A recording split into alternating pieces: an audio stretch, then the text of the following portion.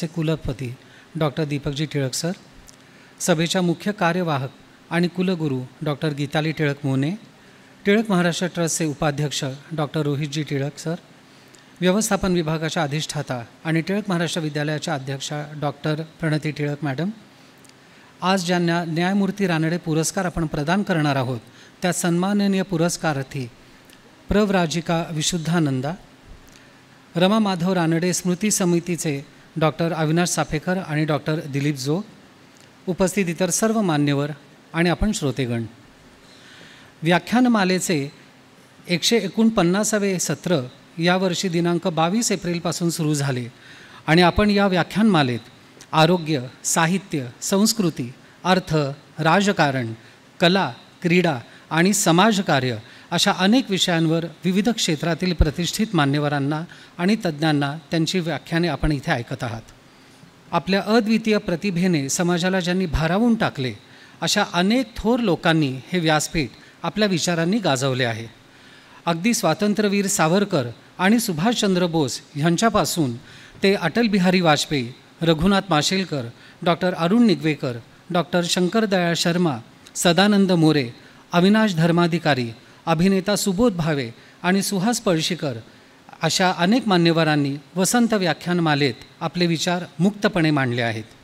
आणि ज्यांच्यामुळे ह्या ज्ञानाचा अविरतपणे वाहत असलेला झरा आपल्याला उपलब्ध झाला त्या सभेची म्हणजेच वक्तृत्व तेजक सभेची स्थापना करणाऱ्या आदरणीय न्यायमूर्ती रानडे आणि रमाबाई रानडे ह्यांच्या स्मृतीला अभिवादन करण्यासाठी जो न्यायमूर्ती रानडे पुरस्कार दिला जातो त्या पुरस्कार वितरण सोहळ्यास आज आपण इथे सर्वजण जमलो आहोत.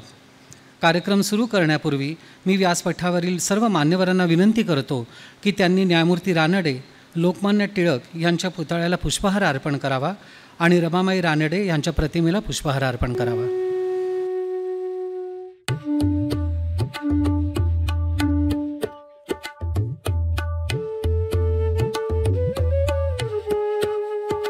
मान्यवरांचे आभार.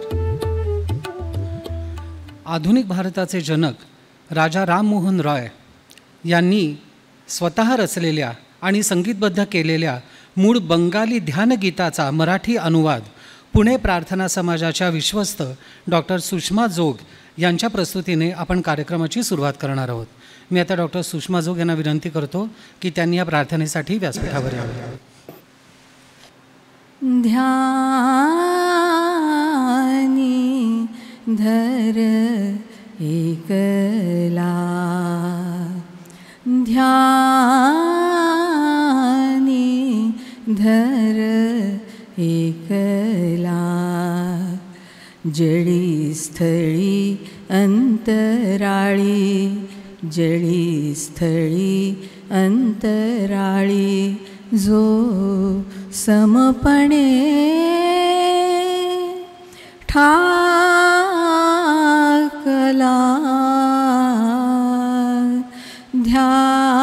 ध्यानी धर एकला, ज्याने रचिले या विश्वाला, आदि अंत नाही ज्याला, ज्याने रचिले या विश्वाला, आदि अंत नाही ज्याला, जो सर्वज्ञानी न जाणे कोणी, तयाला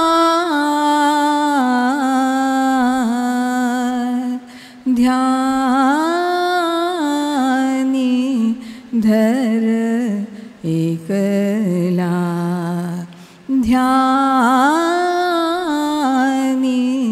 धर एकला, ध्यानी धर एकला.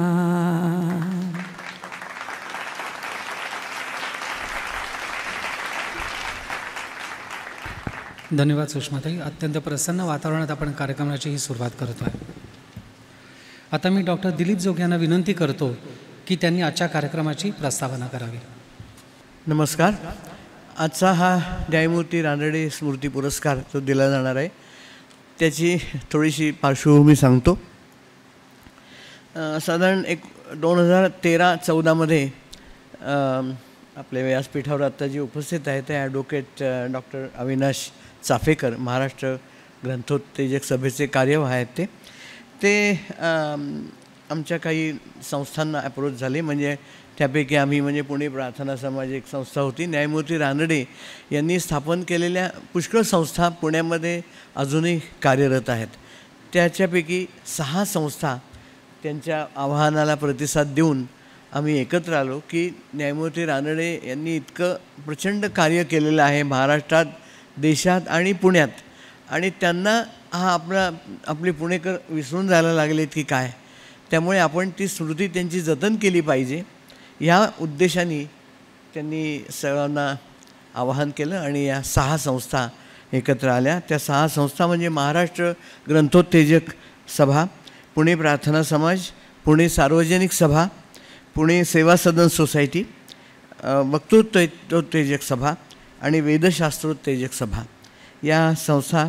आणि त्याला अर्थात डॉक्टर दीपक टिळक यांचं पॅटर्नेज लाभलं, त्यामुळे आम्ही सर्व एकत्र आलो आणि 16 जानेवारीला रानडेंची पुण्यतिथी आम्ही एकत्र साजरी करतो. त्याचवेळी सगळ्यांच्या मनामध्ये असलं की रानडेंच्या नावाने एक मोठा पुरस्कार आपण ठेवला पाहिजे आणि विविध क्षेत्रामधल्या लोकांना तो दिला जाऊ शकतो, कारण न्यायमूर्ती रानडे यांनी विविध क्षेत्रांमध्ये काम केलं आहे. म्हणजे ते इतिहास लेखन असेल, मराठी भाषेसाठी महाराष्ट्र ग्रंथोत्तेजक सभा असेल, सार्वजनिक सभा सामाजिक प्रश्नांसाठी असेल, प्रार्थना समाज की धर्माच्या बाबतीत प्रत्येकाची आत्मोन्नती झाली पाहिजे, या अशा अनेक त्यांच्या संस्था त्यांनी स्थापन केलेल्या आणि त्यांचे विचार वेगवेगळ्या विषयांमध्ये, त्यामुळे वेगवेगळ्या विषयांमधले एक्सपर्ट्स आणि सामाजिक कार्यकर्ते यांना हा पुरस्कार आपल्याला देता येईल. त्याप्रमाणे पैसे जमा केले आम्ही, अनेक लोकांनी फुलना फुलाची पाकळी दिली, अजूनही देणग्या स्वीकारल्या जातात आपल्या सर्वांच्या माहितीसाठी, आणि त्यातून हा एक पुरस्कार सुरू केला. प्रथम जेव्हा पैसे जास्ती जमलेले नव्हते तेव्हा व्याख्यानाच्या स्वरूपात हा दिवस म्हणजे रमाबाई रानडे यांचा स्मृतिदिन त्या दिवशी आपण हा पुरस्कार ठेवावा अशी सूचना डॉक्टर टिळकांकडून आल्यानंतर मग या दिवशी हा पुरस्कार दिला जातो. म्हणून रमाबाई रानडे त्यांचं पण तैलचित्र आपल्याला इथे दिसतं आहे. तर अशी ही सुरुवात झाली आणि सुरुवातीला डॉक्टर प्रकाश आमटे यांचं व्याख्यान इथे ठेवलं. तर व्याख्यानं पहिली 2 झाली आणि त्याच्यानंतर मात्र पुरस्कार हा दिला जाऊ लागला. तो जयंतराव आपले नारळीकर, डॉक्टर जयंत नारळीकर, त्याच्यानंतर डॉक्टर अरविंद जामखेडकर, नंतर त्यापूर्वी दिला तो श्री पी साईनाथ, विख्यात पत्रकार, नंतर अशा या 3-4 लोकांना पुरस्कार दिला गेला. आणि मागच्या वर्षी डॉक्टर लहाने, नेत्रतज्ञ, त्यांना हा पुरस्कार दिला गेला. तर असे हे पुरस्कार दिले जात आहेत दरवर्षी आणि न्यायमूर्तींची स्मृती ही जतन केली जात आहे. न्यायमूर्ती रानडेंविषयी सुद्धा बोलण्याची थोडीशी गरज आहे असं लक्षात आलं माझ्या, कारण नवीन पिढीला विशेष करून रानडे माहिती नसतात. कारण रानडे हे काही लोकनेते असे नव्हते. आपल्याला माहिती आहे लोकमान्य टिळक हे लोकमान्य लोकनेते होते. ते महात्मा फुले हे ॲक्टिव्हिस्ट होते, ज्यांना आपण ॲक्टिव्हिस्ट म्हणू असे होते. पण न्यायमूर्ती रानडे हे अत्यंत विद्वान आणि समाज परिवर्तनासाठी कार्य करणार असे होते. तर त्यामुळे ते लोकनेते नसल्यामुळे आणि ते सरकारी नोकरीत न्यायालयाच्या असल्यामुळे ब्रिटिश सरकारच्या नोकरीमध्ये ते होते आणि मुळे ते तितके पॉप्युलर असे नव्हते. परंतु त्यांचं जे कार्य आहे ते प्रचंड आहे आणि त्याला 3च मी फक्त त्याची उदाहरणं देतो, काही चरित्र सांगण्याची ही वेळ नाही, परंतु आपणास थोडीशी जर झलक त्यांची पाहायची असेल, न्यायमूर्ती रानडे आणि फुले, टिळक आणि भांडारकर, भांडारकर आणि रानडे असा तौलनिक अभ्यास केलेला त्यांनी, त्याच्यावरती लेख लिहिले. असे राणा चव्हाण वाई ब्राह्मसमाजाचे, आणि वैचारिक लेखन त्यांनी पुष्कळ केलं आहे. तर त्यांचं पुस्तक आम्ही पुणे प्रार्थना समाजातर्फे प्रसिद्ध केलं आहे.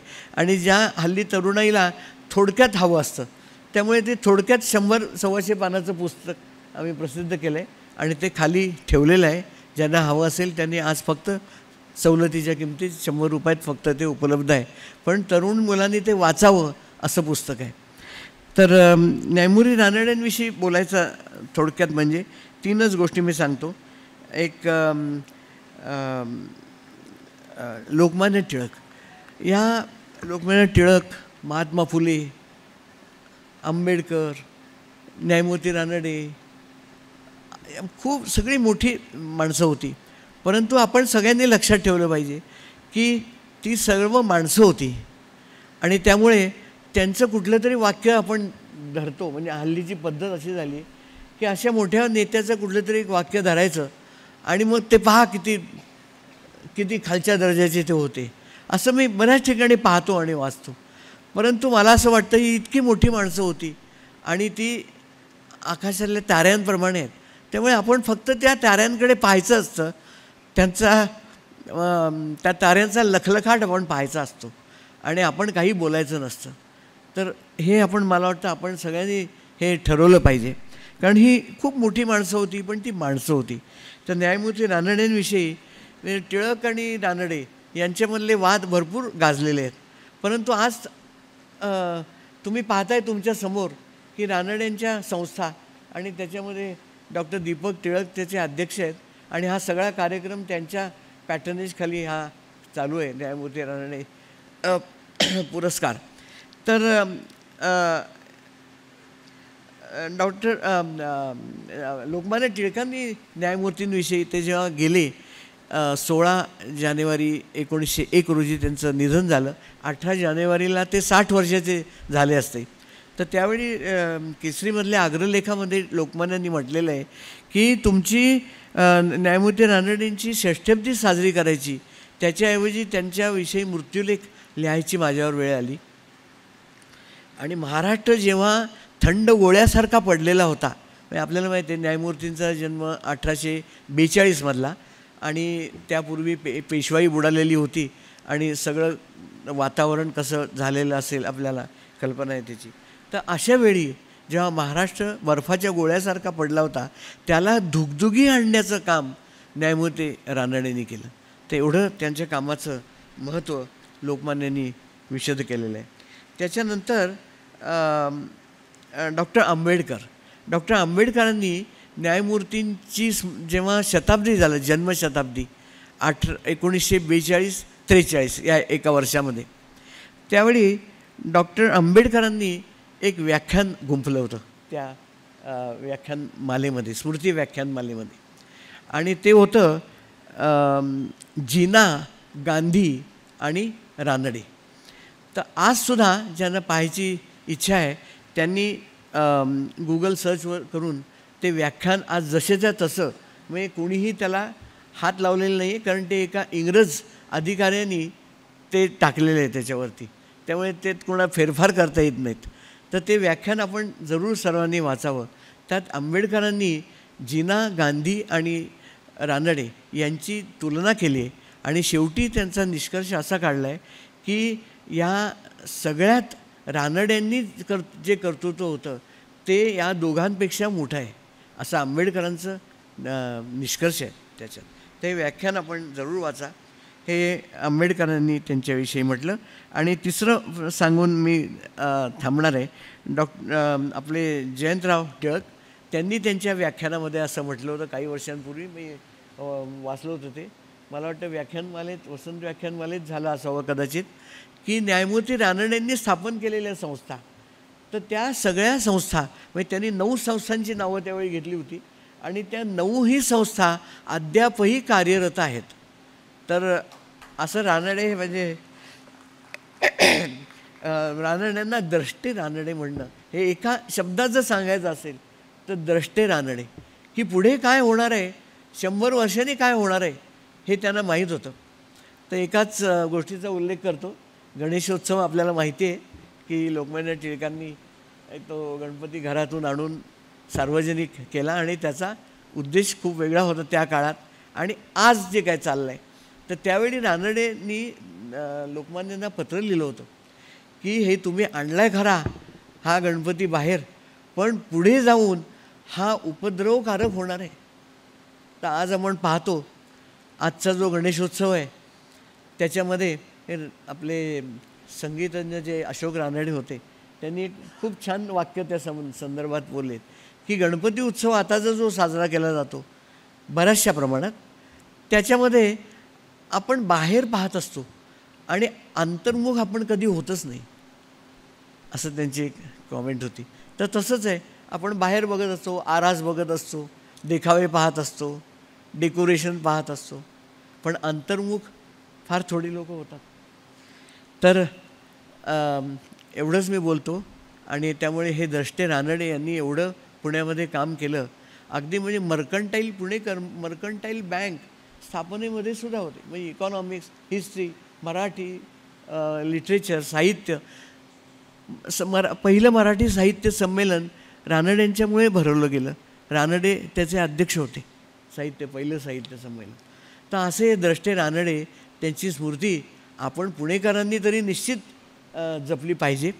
या उद्देशाने आपण सगळे एकत्र आलोत, आपण आलात या कार्यक्रमाला. त्यामुळे मी आता अधिक न बोलता आपली रजा घेतो. धन्यवाद. धन्यवाद सर. आणि आता आज ज्यांना न्यायमूर्ती रानडे पुरस्कार आपण प्रदान करणार आहोत, म्हणजेच प्रव्राजिका विशुद्धानंदा म्हणजेच पूर्वाश्रमीच्या भारतीताई ठाकूर यांचा परिचय मी आपल्याला करून देऊ इच्छितो. एका शहरात लहानाच्या मोठ्या झालेल्या सुसंस्कृत सुशिक्षित सधन घरातील त्या कन्या. वाणिज्य शाखेत पदवीपद संपादन केल्यानंतर नाशिकमधील संरक्षण विभाग आर्टिलरी सेंटरमध्ये त्या रुजू झाल्या. नोकरीबरोबरच पक्षी निरीक्षण, गिर्यारोहण आणि सामाजिक उपक्रम त्या आवडीने जोपासत होत्या.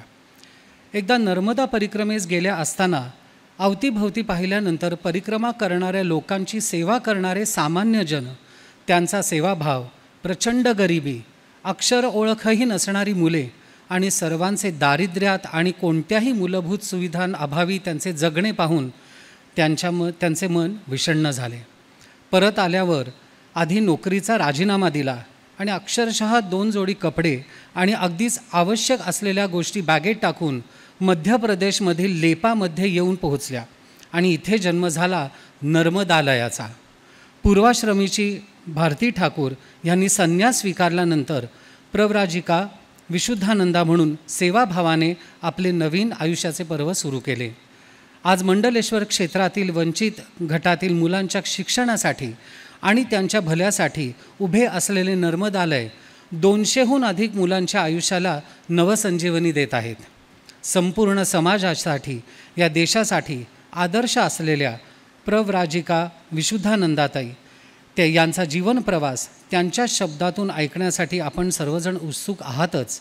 तत्पूर्वी त्यांच्या या अमूलाग्र त्यागासाठी आणि अतुलनीय समाजकार्यासाठी या वर्षीच्या न्यायमूर्ती रानडे पुरस्काराने आपण त्यांचा गौरव करणार आहोत. तत्पूर्वी मी पुरस्काराचे मानपत्र वाचून दाखवण्यासाठी श्रीमती श्रद्धा परांजपे यांना व्यासपीठावर आमंत्रित करतो. श्रीमती भारतीताई ठाकूर, आपला जन्म 1 जुलै 1958चा. आपण मूळ नाशिकच्या. आपले शालेय शिक्षण नाशिकच्या मातोश्री रामप्यारीबाई सारडा कन्या विद्या मंदिर येथे पूर्ण झाले. पुढे B.Com.ची पदवी आपण पुण्यातल्या बृहन्महाराष्ट्र कॉलेज ऑफ कॉमर्स या नामवंत संस्थेमधून प्राप्त केलीत. त्यानंतर नाशिकमधील ऑर्टिलरी सेंटर ह्या केंद्र सरकारच्या संरक्षण खात्याच्या संस्थेत आपण काही वर्षे नोकरी केलीत. गिर्यारोहण, पदयात्रा करणे, अरण्य निवास यांचे मूलतःच आपल्याला आवड होती. वयाच्या तिशीतच घरापासून दूर आसाममध्ये गोलाघाट येथे जाऊन तिथल्या आदिवासी मुलांची शाळा सुरू करण्यात आपण पुढाकार घेतला होता. रामकृष्ण मिशनकडे आपण आकृष्ट झालात आणि तेथे मातृभूमी हे दैवत आहे, तिची सेवा कर या गुरुवचनाने आणि स्वामी विवेकानंद यांच्या विचाराने आपण प्रेरित झालात. आपल्या आवडीमुळे सन 2005मध्ये आपण नर्मदा परिक्रमेच्या भटकंतीला निघाल्यात. ह्या परिक्रमेदरम्यान त्या भौगोलिक भागातील शिक्षणाची दुरवस्था आपल्याला अस्वस्थ करून गेली आणि त्या भागातील लोकांची सेवा करण्याचा निर्णय आपण घेतलात. त्यामुळेच वयाच्या 50शीतच आपण सेवानिवृत्ती स्वीकारलीत. नर्मदेच्या तीरावरील निमार भागातील लोक नर्मदा खोरे विकास प्रकल्पामुळे बाधित झालेले होते. अतिशय सुपीक अशा या जमिनीत उत्तम पिके निघूनही जमीनधारक जास्त आणि भूमिहीन शेतमजूर कमी असल्यामुळे सुबत्ता अत्यंत जेमतेम होती. बालमजुरीमुळे शाळांमधून गळतीचे प्रमाणही बरेच होते. त्यात आई वडील शेतमजुरीसाठी घराबाहेर पडत आणि तेथे मुली घरकामामध्ये गुरफटत असत. सन 2009मध्ये आपण महेश्वरजवळील मंडलेश्वर येथे पैलतीरावरील लेपा येथील शालाबाह्य तसेच शिक्षणात मागे पडणाऱ्या बालकांसाठी अध्यापन सुरू केलेत. आपल्या या कार्याला आजूबाजूच्या खेडूतांनीही भरघोस प्रतिसाद दिला. त्यातूनच सन 2010मध्ये मंडलेश्वर येथील काही समविचारी व्यक्तींच्या सहाय्याने आपण Nimar Abhyudaya rural management and development association ही संस्था स्थापन केली. संस्थेतर्फे आज मितीस अनेक पूर्व प्राथमिक ते माध्यमिक शालेय केंद्रे चालवली जातात. या केंद्रामधून आर्थिकदृष्ट्या कमकुवत स्तरातील बालके शिक्षण घेत आहेत. 15 गावांमधील बालकांना मोफत अनौपचारिक शिक्षण देणे हे ध्येय संस्थेने केंद्रस्थानी ठेवले आणि त्यासाठी स्थानिक महिलांचे शैक्षणिक कार्यासाठी सक्षमीकरण ही संकल्पना संस्थेने स्वीकारली. रामकृष्ण तांत्रिक संस्थेच्या मदतीने आपण व्यवसाय शिक्षणावर भर दिला. हे करताना भारतातील अनेक नामवंत संस्थांशी आपण भागीदारी केलेली आहे. आपले अनुभव कथन करण्यासाठी आपण विपुल लेखन केलेले आहे आणि ते वाचून वाचक अंतर्मुख होतात. आध्यात्मिक दिशाभिमुख उद्दिष्ट डोळ्यासमोर ठेवून बालकांचा सर्वांगीण विकास तसेच मूल्याधिष्ठित आणि ज्ञानाधिष्ठित समाजाची निर्मिती हे आपले ध्येय गाठण्यासाठी आपण सातत्याने प्रयत्न करीत आहात. आणि म्हणूनच आपणास न्यायमूर्ती महादेव गोविंद रानडे पुरस्कार देताना रमा माधव रानडे स्मृती समितीस अतिशय आनंद होत आहे. दिनांक 24 एप्रिल 2024. आता मी सभेचे अध्यक्ष डॉक्टर दीपक टिळक सरांना विनंती करतो की त्यांनी प्रव्राजिका विशुद्धानंदा यांना सन 2024चा न्यायमूर्ती महादेव गोविंद रानडे स्मृती पुरस्कार प्रदान करावा. स्मृतिचिन्ह, धनादेश आणि पुष्पगुच्छ असं या पुरस्काराचं स्वरूप आहे. सर्वांनी टाळ्याच्या गजरात आपण त्यांचं अभिनंदन करू.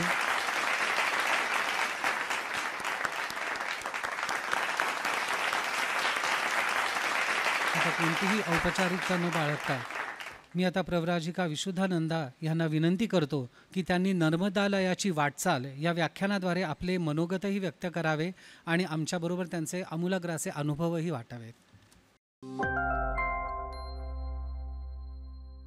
Welcome to Department of Journalism and Mass Communication, where innovation meets education. Are you passionate about television production? Do you dream of creating captivating content that reaches thousands? Then look no further, because we have the perfect course for you. Introducing our cutting-edge course in TV production, designed to unleash your creativity and equip you with the skills needed to thrive in the dynamic world of television.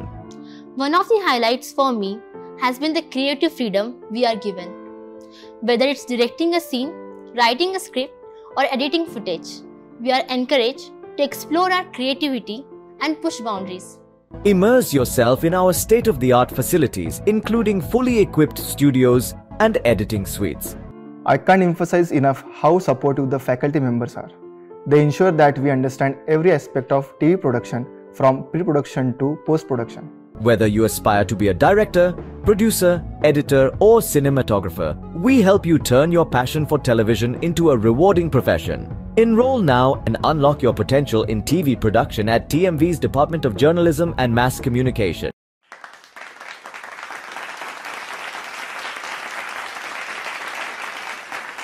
नमस्कार. इथे या व्यासपीठावर उभं राहिल्यानंतर खरं तर काय बोलावं हे समजत नाही. सन्माननीय व्यासपीठाचे तर आभार व्यक्त करते सर्वप्रथम की या पुरस्कारासाठी त्यांनी मला योग्य समजलं. टिळक स्मारक मंदिर इथे स्टेजवर येणं हे कदाचित माझ्यासारखीसाठी 1976 साली जेव्हा मी पुण्यात आले होते तेव्हा एक स्वप्न होतं की अरे इथे आपण ऑडियन्समध्ये बसलं तरी खूप छान वाटायचं. आणि त्यातही न्यायमूर्ती महादेव गोविंद रानडे हा पुरस्कार घेताना खरंच भरून आलेला आहे. आणि हा प्रवास आपल्याला वाटतो तेवढा सोपा नव्हता.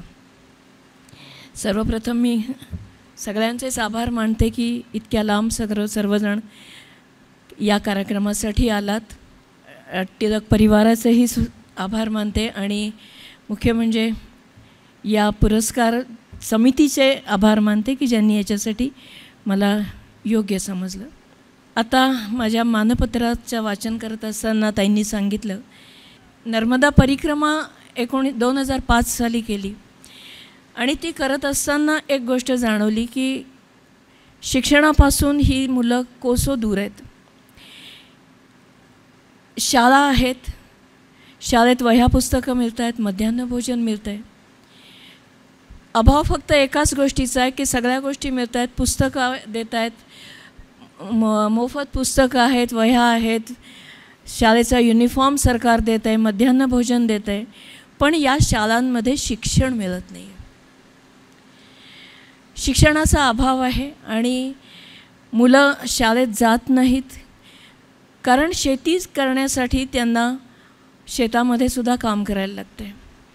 अनेक मुलं शेतात काम करत आहेत, अनेक मुलं गाई बकऱ्या चरायला नेत आहेत. ते सगळं दृश्य पाहून मला असं वाटलं की काहीतरी चुकतं आहे. ही मुलं शाळेत जात नाही आहेत. आणि मग परिक्रमा करत असताना एक विचार मनामध्ये चालू झाला. ती एक जी ठिणगी ज्या दिवशी पडली ती घटना मी सांगते. ओंकारेश्वरच्या पुढे एक छोटंसं गाव आहे काक्रिया नावाचं. तिथे मी आजारी पडले. गॅस्ट्रो झाला, खूप ताप होता, खूप त्रास होत होता, चालवत नव्हतं. आणि अशा परिस्थितीत एका साधूबाबांकडे जाऊन पोचलो. त्यांनी त्यांचं जडीबुटीचं औषध दिलं, बरं वाटलं त्यांनी. पण त्यांचा एक भक्त तिथे आलेला होता. तो म्हणाला नाही तुम्हाला मी पुढे नाही जाऊ देणार, तुमची तब्येत ठीक नाही आहे, तुम्हाला बरं वाटेपर्यंत मी इथेच राहू दे, म्हणजे इथेच माझ्या घरी ठेवीन. एकत्र कुटुंब होतं आणि एकत्र कुटुंबामध्ये या 4-5 भावंडांची मुलं होती. कोणी 7वीत, 5वीत, 6वीत. सुरुवातीला त्यांना काही गाणी शिकवली, गोष्टी सांगितल्या आणि मग जसंच मला थोडंसं ताकद आली आणि वाटलं की या मुलांना आपण आता थोडंसं काही पाढे वगैरे शिकवूयात.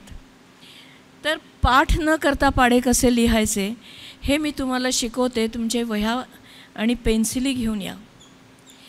त्या मुलांनी 8-10 मुलं होती, एकाच परिवारातली 4 भावांची 8-10 मुलं. त्या मुलांनी माझ्याकडे अशा विचित्र दृष्टीने पाहिलं की काय विचारते ही बाई आम्हाला. तर ते म्हणाले आम्हाला लिहिता वाचता येत नाही. म्हटलं अरे तुम्ही आत्ता मला सांगितलं की 7वीत आहे, 8वीत आहे आणि मग लिहिता वाचता येत नाही, का खोटं बोलताय. ते म्हणाले शपथ आम्हाला लिहिता वाचता नाही येत. हा संवाद त्यांचे आईवडील ऐकत होते आणि आईवडील म्हणाले की त्यांना खरंच लिहिता वाचता येत नाही. म्हटलं पण ते शाळेत आहेत ना. तर म्हणाले हो शाळेत आहे पण 8वीपर्यंत परीक्षा नाही आहे ना. परीक्षा घेतली तर नाही घेतली तरी मुलं पास होतात, कंपल्सरी पासिंग आहे. त्याच्यामुळे ही मुलं शाळेत काही जात नाहीत, अधूनमधून जातात. माझ्यासाठी तो एक मोठा शॉक होता. नंतर मी त्या मुलांना म्हणजे मुलांशी बोलताना त्यांना म्हटलं की तुम्ही शाळेत नेमकं कधी जाता रे. तर म्हणे आमच्याकडे शेतीत पेरणी आणि निंदणाला गवत काढायला, खुरपायला, पीक काढायला, पिकल्यानंतर कापणीसाठी त्यावेळी आम्हीच जातो. उरलेल्या वेळात आम्ही गाई बकऱ्या चरायला नेतो. त्याच्यामुळे ज्या दिवशी युनिफॉर्म्स वाटतात, ज्या दिवशी पुस्तकं वाटतात तेव्हा जातो. अधूनमधून घरी आईला जर काही अडचण असेल स्वयंपाकासाठी तेव्हा आम्ही जातो. पण आम्ही रेग्युलर शाळेत काही जात नाहीत. आणि मुख्य म्हणजे आमच्या शाळेत 150 मुलं आहेत, शिकवायला 2 टीचर आहेत, त्यापैकी एकच शिक्षक येतात. हा दुसरा शॉक होता, कारण आम्ही शहरात शिकलो. आमच्या आधी शाळेत शिक्षक पोचलेले असायचे, म्हणजे ती पद्धतच होती की शिक्षकांनी अर्धा तास 15 मिनिट तरी आधी पोचायचं आहे. हे सगळं बघितलेलं असल्यामुळे मुलं जे सांगत होते ते पचनी पडत नव्हतं. त्यांचे आजोबा आमचा हा सगळा संवाद ऐकत होते. आईवडिलांना तर ऐकत नाही आहेत आपलं की मुलांना रोज पाठवायला पाहिजे, निदान आजोबांना तरी आपण कन्व्हिन्स करू. म्हणून मी सारखं त्यांना म्हणत होते की नाही, या मुलांनी शाळेत जायला पाहिजे, यांना लिहिता वाचता आलं पाहिजे, त्यांनी लिहून पुढे मोठं झालं पाहिजे. आणि मुळात आत्ता तुम्ही ज्या गावात राहतात ही सगळी गावं महेश्वर हायडल पॉवर प्रोजेक्ट या एका धरणाच्या पाण्याखाली जाणार आहेत. मग पाण्याखाली जेव्हा गावं जातील तेव्हा तुमची शेती पण जाईल, नुकसान भरपाईचे पैसे मिळतील, पण ते किती दिवस पुरणार? ते या मुलांनी शिकलं पाहिजे. माझं सगळं, आणि त्यांना इंग्लिश लिहिता वाचता आलं पाहिजे. त्या कुटुंबाला त्याची काही फारशी चिंता मला वाटली नाही. मी मात्र पोटतिडकीने सांगत होते. आणि म्हटलं त्यांना नुसतंच हिंदी नाही, त्यांना गणितही आलं पाहिजे, त्यांना थोडंफार विज्ञान आलं पाहिजे, त्यांना इंग्लिश पण आलं पाहिजे, कारण आजकाल सगळीकडे इंग्लिश लागतं. आणि मुळात माझा अट्टाहास अशासाठी होता की आता यांची शेती पाण्याखाली जाणार, सगळ्याच गोष्टी अधांतरी आहेत, पुढे यांचं आयुष्य कसं असणार आहे, तर यांना आपण कशावर सही करतो आहे किंवा कशावर अंगठा लावतो आहे हे निदान वाचता आलं पाहिजे. अंगठा लावायची तर गोष्टच नाही आहे, पण यांना लिहिता वाचता आलं पाहिजे, किमान इंग्लिश पण लिहिता वाचता आलं पाहिजे. तर माझी ही अस्वस्थता त्यांच्या आजोबांनी पाहिली आणि त्यांनी एकदम असे जोरात थोबाडीत मारावं अशा शब्दात ते मला म्हणाले की शाळेतलं शिक्षण म्हणजे शिक्षण असतं का? ही मुलं शेतात काम करतात, बी पेरतात, नांगरतात, खुरपणी करायला जातात, गवत काढायला जातात, अगदी मिरच्या, कापूस हे तोडायला जातात, गाई म्हशींना सांभाळतात, बकऱ्या पाळतात. हे शिक्षण नाही आहे का? फाडफाड इंग्लिश बोलता आलं म्हणजे शिक्षण आहे का? व्याकरण आलं म्हणजे शिक्षण आहे का? मी अवाक होऊन त्यांच्याकडे बघत राहिले. त्यांच्यानंतर ते मला म्हणाले, हे बोलल्यानंतर म्हणाले की आमच्या गावातली काही मुलं शहरात त्यांच्या नातेवाईकांकडे शिकायला गेली. कोणी 12वी झाली, कोणी BA BCom झाली, नोकरी काही मिळाली नाही आणि ती मुलं आता परत आली आहेत. त्या मुलांना शेतात काम करायला आवडत नाही, कारण त्यांना मेहनत करणं, शेतात मातीमध्ये काम करणं, चिखलात काम करणं कमीपणाचं वाटतं. त्यांना गाईचं शेण उचलणं कमीपणाचं वाटतं. मग याला जर तुम्ही शिक्षण म्हणत असाल तर आम्हाला ते शिक्षण नको, या स्पष्ट शब्दात त्या आजोबांनी मला सांगितलं. ते ऐकत असताना मला असं वाटलं की त्यांच्या बोलण्यामध्ये तथ्य आहे की आपण फक्त शालेय शिक्षण देऊन त्यांना व्हाईट कॉलर बनवतो आणि जमिनीपासून, म्हणजे आपण म्हणतो की आपल्या मुलापासून आपण त्यांना उखडून टाकतो. त्यांना मेहनतीचं काम करणं आता प्रतिष्ठेचं वाटत नाही, कमीपणाचं वाटतं. गाई बकऱ्या तर त्यांना हातसुद्धा लावायचा नसतो. आणि हे जर असं वास्तव असेल तर हे शिक्षण बरोबर नाही आहे. कुठेतरी शालेय शिक्षण आणि व्यवसाय प्रशिक्षण याचं कॉम्बिनेशन असायला पाहिजे. मी जेव्हा नर्मदा परिक्रमा केली त्या परिक्रमेच्या काळात आम्हाला जेवण देणारे अधिकांश आदिवासी आणि कोणी केवट होते, कोणी कहार होते, म्हणजे कोली समाजाचे होते, ज्यांच्या घरात उद्या काय आहे याची भ्रांत आहे, अशी मंडळी आम्हाला रोज संध्याकाळ, सकाळ, दुपार जेवू घालत होती. पहिल्याच दिवशी आम्ही ज्या घरामध्ये जेवायला थांबलो होतो, मुक्कामाला थांबलो होतो, ती बाई जरा काळजीत होती, कारण तिच्याकडे त्या दिवशी फक्त 1.5 वाटी तांदूळ होता. डाळ नव्हती, भाजी नव्हती, कणिक नव्हतं. आणि ती अस्वस्थ झाली होती की या 3 महिला परिक्रमेत आलेल्या आहेत, त्यांना जेवायला काय देऊ. तिला रडू यायला लागलं होतं की परिक्रमावासी माझ्या घरी उपाशी कसा राहणार. तिला आम्ही समजावत होतं की त्या 1.5 वाटी तांदूळात तुमचं तुम्ही काय करायचं ते बघा, आम्हाला भूक नाही आहे. पण तिला मात्र ते मान्य नव्हतं. आणि तिने नंतर काहीतरी थोडंसं डाळीचं पीठ वगैरे सापडलं आणि आम्हाला तिने जेवू घातलं. पण तिची अस्वस्थता खूप काही बोलून गेली. अशिक्षित महिला होती ती. मला स्वतःलाच प्रश्न विचारला की माझ्या घरी मी एकटीच राहते नाशिकला, माझ्याकडे बरेचदा काही कणिक नसते, कधी डाळ तांदूळ नसतात, कारण मी डबा आणून जेवते. आणि असं असताना अचानक जर माझ्याकडे कोणी आलं तर मी सॉरी हां, मी आज तुम्हाला काही जेवू नाही घालू शकत, किंवा त्यांना हॉटेलमध्ये घेऊन जाईल. खूप सोल्युशन्स माझ्याकडे आहेत, पण कोणाला मी आज जेवू घालू शकत नाही म्हणून माझ्या डोळ्यात अश्रू येतील का, हा प्रश्न माझा मीच स्वतःला विचारला. आणि परिक्रमा करत असताना ज्या अशा अशिक्षित पण खूप माणुसकी असलेल्या लोकांशी माझी भेट झाली, त्यावेळी एक प्रश्न मला पडत गेला की ज्याची उत्तरं मला खरंच आजही मिळालेली नाहीत. परिक्रमेत मला जाणवलं की माणुसकी आणि शिक्षण, दानत आणि शिक्षण, निर्णयक्षमता आणि शिक्षण याचं प्रमाण दिवसेंदिवस व्यस्त का होत चाललं आहे. हा प्रश्न मी आजही स्वतःला विचारते. मी शाळा भलेही चालवत असेन, पण हा प्रश्न मी स्वतःला विचारते की आमच्या सिलेबसमध्ये काही गडबड आहे का. आम्ही मुलांना फक्त कॉम्पिटिशनच्या जगातच उतरवतो आहोत का. आणि कॉम्पिटिशनच्या जगात उतरवूनसुद्धा मी मुलांना नेहमी सांगते की ही रॅट रेस आहे, आणि तुम्ही ही रॅट रेस जिंकली जरी तरी तुम्ही उंदराचे हत्ती होणार नाही आहेत. त्यामुळे शिक्षण नेमकं काय आहे याची व्याख्या आजही मला समजलेली नाही. प्रयत्न माझेही चालू आहेत, पण अजूनही धडपडते आहे. 2009 साली नर्मदा परिक्रमा एक अंतरयात्रा हे पुस्तक प्रकाशित झालं, आणि त्या पुस्तक लेखनाच्या काळामध्ये मला पुन्हा असं जाणवायला लागलं की आधी तर ठरवलंच होतं की जायचं आहे, नर्मदा किनारी आपल्याला नोकरी सोडून जायचं आहे आणि तिथे काहीतरी वेगळं काम करायचं आहे. पण ते नेमकं कधी जायचं ही तारीख काही नक्की नव्हती. पुस्तक लेखन चालू असताना असं वाटायला लागलं की नर्मदा माई पुन्हा मला बोलवते आहे, साथ घालते आहे, आणि अत्यंत अस्वस्थ मनस्थितीमध्ये मी ते पुस्तक लिहिलं. लेखन हा माझा विषय नाही, मी साहित्यिक नाही. 11वीत असताना मराठीचा पेपर लिहिला. त्या दिवशी जो निबंध लिहिला त्या दिवशी असं वाटलं गंगेत घोडं आलं, आता याच्यापुढे निबंधाच्या भानगडीत काही आपल्याला पडायचं नाही आहे. पण दैनंदिनी लिहायची सवय होती, आणि ती सवय अगदी 1984 सालापासून आई गेल्यापासून लागलेली होती.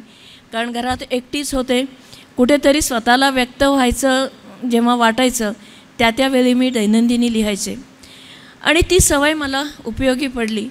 परिक्रमेतसुद्धा जी दैनंदिनी लिहिली तीच दैनंदिनी एका वेगळ्या स्वरूपात पुस्तक त्याचं तयार झालं, आणि त्या पुस्तकाला प्रचंड प्रतिसाद मिळाला. आताही 10-11 एडिशन्स त्या पुस्तकाच्या निघालेल्या आहेत. आणि मुख्य म्हणजे कुठलंही ध्यानी मनी नसताना, कुठलाही आम्ही प्रयत्न केलेला नसताना अचानक SNDT युनिव्हर्सिटीतनं एक दिवस फोन आला आणि म्हणाले की पुढच्या 3 वर्षासाठी आम्ही हे पुस्तक BA मराठी या विषयासाठी निवडलेलं आहे. मीच आश्चर्यचकित झाले की आमच्या घरात सगळीच हुशार मंडळी होती, माझे भावंडं खूप हुशार होती. मी कधी पुस्तक लिहीन हा म्हणजे आपण ज्याला वाईल्डेस्ट ड्रीम्स म्हणतो आपले, असंही कधी मनात विचार आला नव्हता. कोणी जर मला सांगितलं असतं की तू पुढे आयुष्यात 3-4 पुस्तकं लिहिणार आहेस तर मी त्या माणसाला वेड्यात काढलं असतं. पण या पुस्तकाला उदंड प्रतिसाद मिळाला. त्याचं हिंदीमध्ये सुद्धा झालं, ब्रेल लिपीमध्ये सुद्धा झालं. या दोन्ही पुस्तकांनासुद्धा खूप चांगला प्रतिसाद आहे. आणि हे सगळं घडत असताना नर्मदेची ती साथ दिवसेंदिवस असं वाटायला लागलं की नाही आता नाशिकला राहणं अशक्य आहे. राजीनामा ऑफिसमध्ये पाठवला, तो मान्य झाला नाही झाला याचाही विचार केला नाही, आणि एक सुटकेस घेऊन मी मंडलेश्वरला पोचले. तिथून लेपा नावाचं एक गाव आहे. आधी एका दुसऱ्या गावात काही दिवस प्रयत्न केला. नंतर लेपा जे नर्मदेच्या किनारी गाव आहे त्या गावात गेले. योगायोगाने ज्या दिवशी गेले त्याच दिवशी तिथला सरपंच भेटला आणि तो मी म्हटलं की मला इथे मुलांना शिकवायचं आहे, त्याच्यासाठी मला काही पैसे बिसे नको आहेत, पण मला जागा लागेल. त्यांनी लगेचच वर्मा समाजाची धर्मशाळा दिली आणि पहिल्या दिवशी 14 मुलं माझ्याकडे शिकायला आली.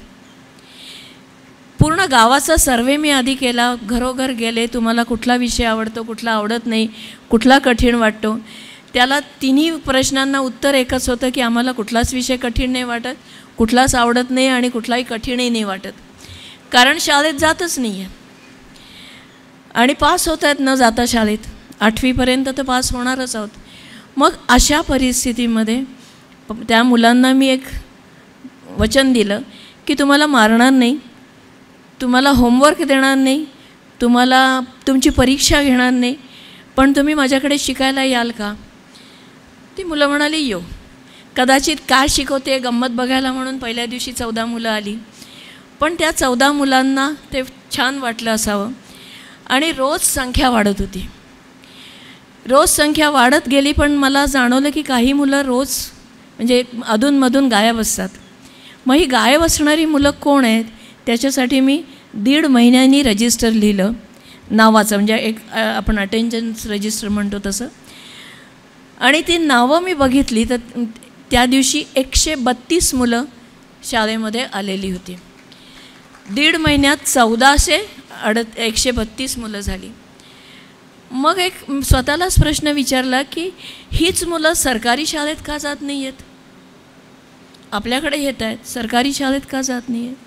मग लक्षात आलं की जेव्हा शिक्षण आनंददायी असतं त्याचा कुठे मुलांच्या मनावर तणाव नसतो, स्ट्रेस नसतो, मुक्तपणे त्यांना खेळता येतं आहे, बोलता येतं आहे, आपल्या भावना व्यक्त करता येत आहेत, असं शिक्षण या मुलांना आवडतं. एक अजून घटना घडली त्यानंतर की त्या धर्मशाळेत मी मुलांना 3 तास शिकवायची आणि ते 3 तास झाले की मुलं आपापल्या घरी जायचे, कोणी गाई बकऱ्या चरायला जायचे, सवड असेल तर सरकारी शाळेत जायचे, कोणी शेतात जायचे. आणि त्या आजोबांनी जे मला सांगितलं होतं की ही मुलं जी शेतात काम करत आहेत, ही मुलं जी गाई बकऱ्या चरायला नेत आहेत, त्यांना सांभाळत आहेत, हे शिक्षण नाही आहे का? हे वाक्य मला खूप भावलं होतं की खरोखर आज आमचे BSc ॲग्रिकल्चर, MSc ॲग्रिकल्चर मुलं कॉलेजमध्ये शिकवायला जातील, पण याच्यापैकी प्रत्यक्ष नांगर धरून शेती करणारे किती आहेत, गाई बकऱ्या सांभाळणारे किती आहेत? तर हे जे जीवन शिक्षण आहे याला दुर्दैवाने आम्ही बालमजुरी असं नाव दिलेलं आहे. कदाचित ती त्यांची गरज असू शकते, पण त्याचबरोबर ते त्यांचं जीवन शिक्षण पण आहे. आणि मग हे शिक्षण देता देता त्यांना शालेय शिक्षण कसं देता येईल याचा विचार सुरू झाला. त्याच धर्मशाळेमध्ये एक दिवस मी सकाळी तिथे जाऊन पोचले, म्हणजे गाडीतनं उतरले. आधी गाडी नव्हती, त्याच्याही आधीची गोष्ट आहे. मी एकटीच शिकवत होते. 1-2 तिथल्या स्थानिक महिलांना हाताशी धरलं होतं, ज्या थोड्याफार 9वी-10वी शिकलेल्या होत्या. पण एक दिवस तोपर्यंत संस्था वगैरे काही नव्हती, तो विचारही डोक्यात नव्हता. आजही मला संस्था आपण का काढली हा पश्चाताप होतोच आहे, कारण ते काम वाढलं आणि ते दिवसेंदिवस व्याप वाढतो आहे. तर जेव्हा या मुलांना शिकवण्यासाठी मी जात होते, एक दिवस एक कोणीतरी फोटोग्राफर त्या गावात आलेला दिसला. तर मग काही 20-25 मुलं उभी होती आणि ती मुलं मी तिथे पोचल्याबरोबर दीदी आ गई, दीदी आ गई म्हणून नाचायला लागली आणि माझ्याबरोबर धर्मशाळेत जायलाच चालू लागली. गप्पा मारत आम्ही चाललो होतो.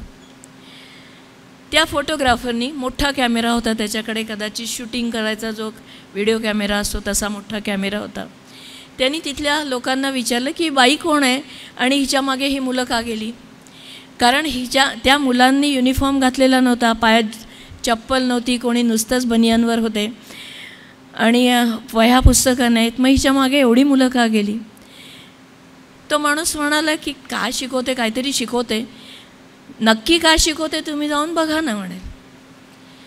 तो माणूस तिथे आला आणि त्यावेळेचं दृश्य असं होतं की त्या शाळेमध्ये, धर्मशाळेत वरती पत्रे होते आणि त्या पत्र्यांच्या सपोर्टसाठी काही पाईप होते. इतर मुलांची मी वाट बघत होते, तोपर्यंत ही मुलं म्हणाली की दीदी या पाईप्सना आम्ही उलटे लटकू का. ते उलटं लटकवणंसुद्धा मी शिकवलं होतं, त्याला मंकी क्रॉलिंग म्हणतो आपण. तर म्हटलं हां जा ना. आणि ती मुलं उलटी लटकलेली होती, मी एकटीच खाली होते. आणि हा माणूस कॅमेरा घेऊन तिथे पोचला. त्यांनी आधी वरती बघितलं आणि मला म्हणाले मैंने तो सुना था की ये स्कूल है. मैंने कहा आपने सही सुना था. तर म्हणे ही मुलं पडली तर. म्हटलं आजवर नाही पडली, पण पडलीच तर तो एक अपघात असेल आणि ॲक्सिडेंट इज ॲक्सिडेंट, तो कुठेही केव्हाही होऊ शकतो. तो ते शेतात चालतानाही होऊ शकेल, रस्त्याने चालताना होऊ शकेल. ते त्याच्यावरनंच खाली पडले पाहिजेत असं काही नाही. आजपर्यंत तर काय कोणी पडलेलं नाही. तो माणूस आत आला, त्यांनी ते सगळं बघितलं, मुलांची गाणी ऐकली, गोष्टी ऐकल्या, छोटंसं एक नाटक करून दाखवलं त्यांनी. आणि मग म्हणाला की मी उद्या या मुलांचं थोडंसं एक शूटिंग घेऊ का, मी नर्मदेवरती एक हे करतो आहे, डॉक्युमेंटरी बनवते. म्हटलं घे ना. तो माणूस निघून गेल्यानंतर मी मुलांना सांगितलं की उद्या तुमचं शूटिंग होणार आहे, तर तुम्ही जरा व्यवस्थित कपडे वगैरे घालून या, तेल लावून भांग पाडून या. त्या मुलांना शूटिंग शब्द समजला नाही, तर मला हिंदीत त्याला प्रतिशब्द आठवला नाही. कदाचित तो अत्यंत क्लिष्ट पण असेल. तर मी म्हटलं अरे तुम्ही टी व्हीवर आमिर खान, सलमान खान, ऋतिक रोशन हे असे सगळे हिरो बघताना तसे तुम्हीसुद्धा टी व्हीवर दिसाल. मी एवढाच निरोप त्यांना दिला होता. त्यांनी काय सांगितलं, गावात काय अफवा पसरली माहिती नाही. आपण लहानपणी कानगोष्टी खेळायचो ना, तसं तो प्रकार झाला. आणि दुसऱ्या दिवशी मला तिथे पोचायला थोडा उशीर झाला. तोपर्यंत तुफान गर्दी झालेली होती, पोलीस पण आले होते. आमचा सरपंच माझ्यावर चिडलेला होता आणि मला म्हणाला की आज हमारे गाव में आमिर खान, सलमान खान आने वाले, हमको क्यों नहीं बताया आपने. म्हटलं मी असं काहीही कोणाला सांगितलं नव्हतं. अशा प्रकारे तुम्ही दिसाल टी व्हीवर, एवढंच मी त्यांना सांगितलं आहे. मी काय तो आमिर खान, सलमान खान इथे कशाला येईल. तर ते सगळं झालं, तो इश्यू सॉर्ट आऊट झाला. त्या मुलांचं शूटिंग झालं. पण ते शूटिंग बघण्यासाठी आसपासच्या गावातनं पण खूप गर्दी झालेली होती. ती गर्दी बघायला, म्हणजे ती जी गर्दी आली होती, त्यांनी बघितलं की ही मुलं वाचत आहेत, नाटक करून दाखवत आहेत. आपल्या गावातल्या मुलांपेक्षा ही मुलं जरा स्मार्ट दिसत आहेत, यांना खूप काही येत आहे. आणि मग ते शूटिंग वगैरे संपल्यानंतर आसपासच्या गावातली काही मंडळी भेटायला आली आणि मला म्हणाली की दीदी आप जो पढ़ा रहे वो ऐसा हमारे गांव में भी पढ़ाएंगे क्या. तर मी म्हटलं शिकवू शकते, पण मला जागा लागेल, कोणीतरी बरोबर लागेल. एखाद दिवशी मी नाही पोचले आणि मुलं येऊन पोचली, कारण पावसाचे दिवस असतात, चिखल असतो. तर तुम्ही याल का. तुम्ही म्हटलं येईन, पण मला ही व्यवस्था लागेल. ते म्हणे ती जबाबदारी आमची. एका गावात जे काम होतं ते काम हळूहळू एका गावापासून 5 गावं, 8 गावं, 8 गावातून 11-15 गावं, 2017 सालापर्यंत 15 गावात 1700हून अधिक मुलांपर्यंत हे काम पोचलं होतं. पण तोपर्यंत आम्ही फक्त त्यांना लिहिणं वाचणं एवढंच शिकवत होतो, बाकी व्यवसाय प्रशिक्षण वगैरे काही देत नव्हतो. 2010 सालचीच एक गोष्ट आहे. मी त्या गावात पोचले आणि शाळा झाली, शिकवून झालं. तोपर्यंत एका भाड्याच्या गाडीची व्यवस्था झालेली होती. आणि त्या शिकवून मी जेव्हा परत जात होते, 16 ऑगस्ट 2010 ही तारीख होती. आदल्या दिवशी 15 ऑगस्टला ध्वजारोहण तिथे झालेलं होतं. आणि तो जो ध्वजस्तंभ होता त्याच्या आसपास रांगोळी विखरलेली, फुलं पडलेली. आणि मी त्या गावातनं जेव्हा परत जायला लागले, अंगणवाडीची एक कार्यकर्ती माझ्या मागे धावत आली आणि म्हणाली दीदी आपल्या गावातली एक आदिवासी स्त्री आहे, 5 दिवसाचं तिचं मूल आहे आणि खूप सिरियस आहे. तुम्ही त्या मुलाला दवाखान्यात घेऊन जाल का तुमच्या गाडीतून? म्हटलं ठीक आहे, घेऊन जाते. आणि त्या मुलाला घेण्यासाठी म्हणून मी जेव्हा त्या सरकारी शाळेजवळ पोचले, म्हटलं कुठे आहे ती बाई? सरकारी शाळेजवळ. त्या ध्वजस्तंभाजवळ जेव्हा मी पोचले तेव्हा मला वाटलं की आम्हाला स्वातंत्र्य मिळून इतकी वर्षे झाली, पण आम्ही आजही जिथे आहोत तिथेच आहोत. आमच्या आयुष्यात काही बदल झालेलाच नाही आहे. कम्युनिकेशन वाढलं असेल, टी व्ही घरोघर आले असतील, पण ज्या मूलभूत सुविधा आहेत त्या आमच्यापर्यंत पोचलेल्या नाही आहेत. मग असं असताना मी आणखी काय करू शकते? त्या बाईला गाडीत घ्यायचं म्हणून जेव्हा मी तिला म्हटलं की ते बाळाला आधी माझ्या हातात दे, तू गाडीत बैस, मग मी त्या बाळाला तुझ्या हातात देते आणि मग मी गाडीत बसते. त्याप्रमाणे तिने त्या बाळाला माझ्या हातात दिलं आणि आजही आठवणीने माझ्या अंगावर शहारे येत आहेत. माझ्या आयुष्यात पहिल्यांदाच मी एका मृत बालकाला माझ्या हातात घेतलेलं होतं. कडक झालेलं होतं, हालचाल नव्हती.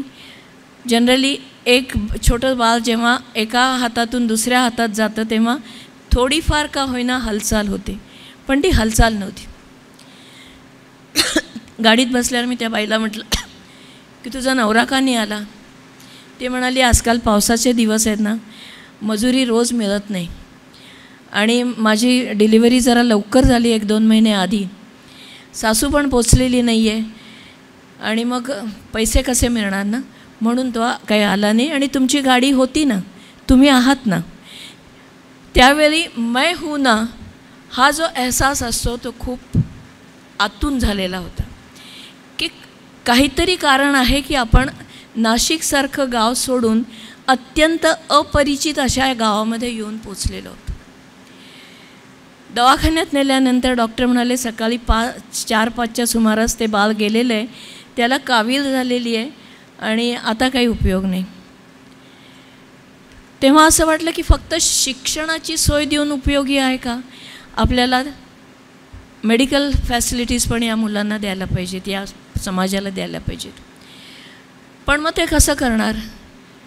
खूप विचार केल्यानंतर खूप जणांनी जे काय सल्ले दिले, तुला एकटीला हे झेपणारं नाही, तुझ्या पेन्शनमधनं हे भागणारं नाही. आणि मुळात माझी पेन्शन 3 वर्षांनी सुरू झाली, कारण आपल्या पोस्टल डिपार्टमेंटनी state bank of India Shivajinagar नाशिकच्या ऐवजी माझे document state bank of India Shivajinagar पुण्याला पाठवले आणि त्यांना ते खूप आवडले, तर त्यांनी 3 वर्ष ते सांभाळून ठेवले. तर या अशा परिस्थितीत मला ते झेपणारही नव्हतं. मग ठरलं की संस्था स्थापन करायची आणि मग निमाड अभ्युदय नावाने आम्ही संस्था रजिस्टर केली. तोपर्यंत पुस्तक बऱ्यापैकी प्रसिद्ध झालेलं होतं, लोकांना ते आवडत होतं, लोकांकडनं पण प्रतिसाद यायला लागला आणि त्या ज्या काही 15 गावांमध्ये काम होतं ते काम सुरू झालं होतं. आणखी एक विलक्षण घटना 2012 साली झाली. 23 जानेवारी 2012 आमच्या या लेपा गावामध्ये तलवार बाबा नावाचे एक नागा साधू राहायचे.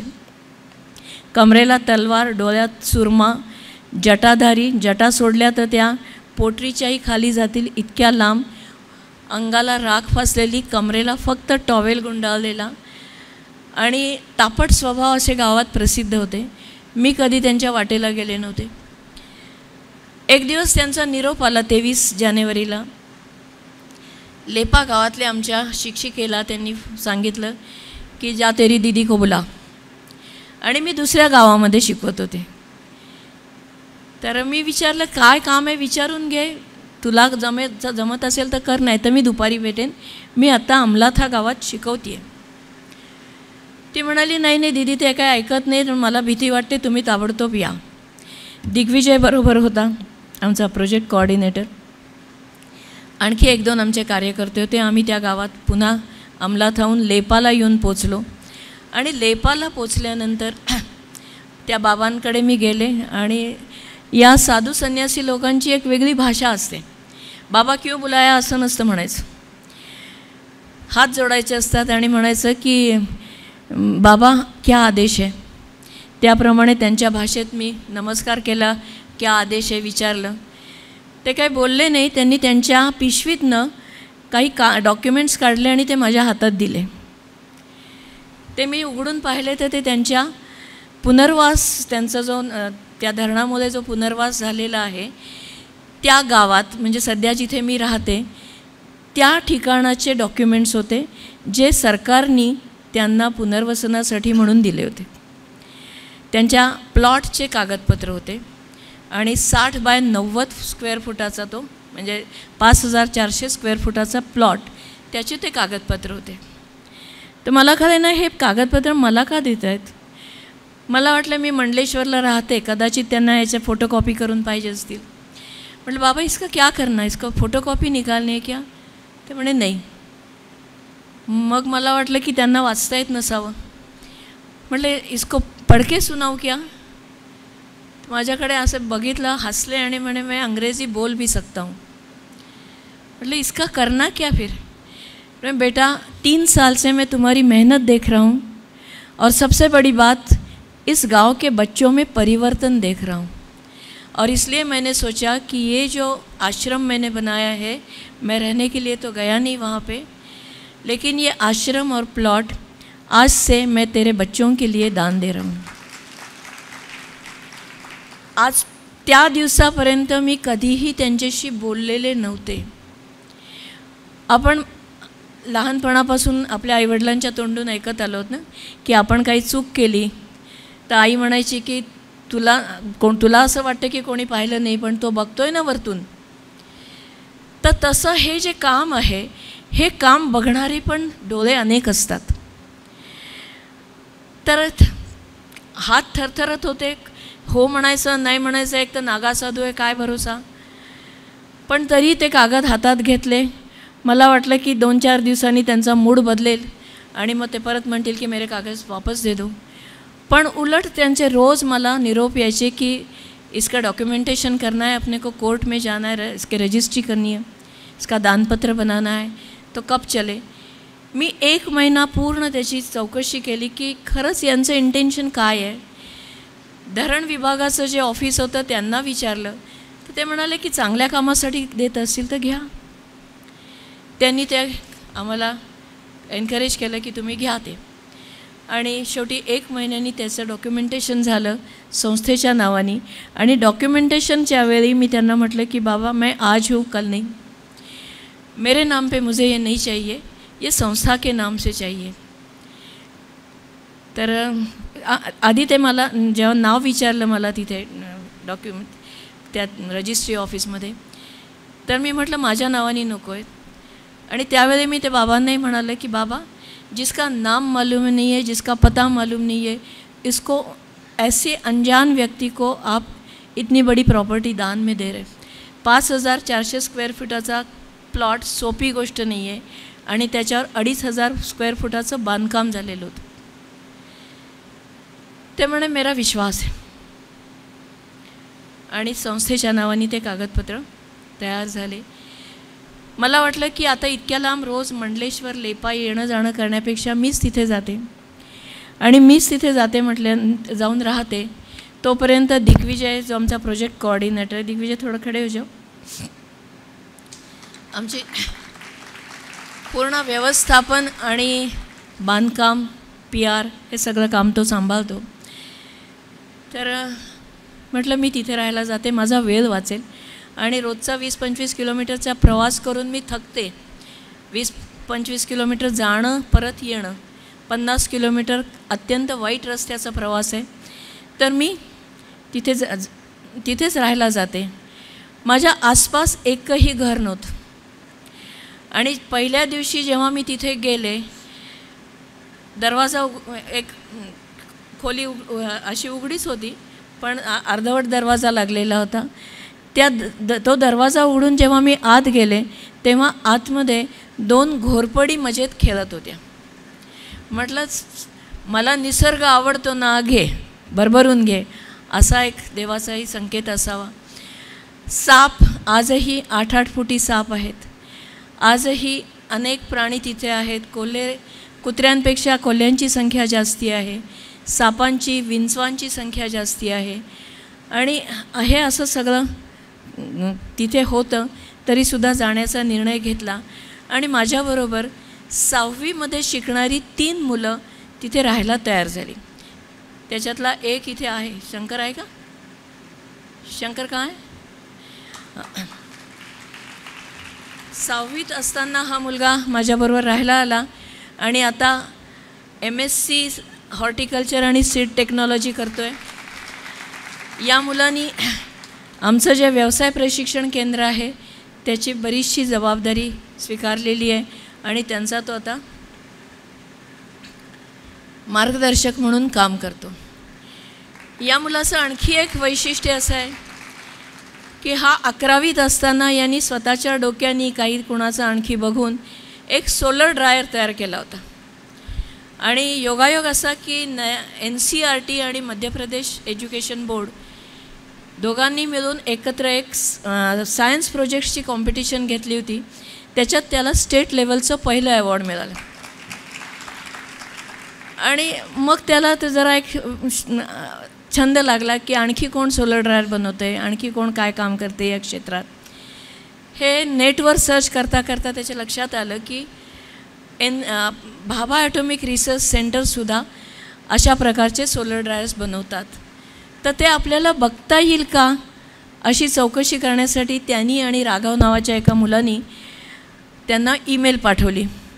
त्यांचं उत्तर आलं, तुम्हाला बघता येईल, फक्त तुम्ही तुमचं ID प्रूफ घेऊन या.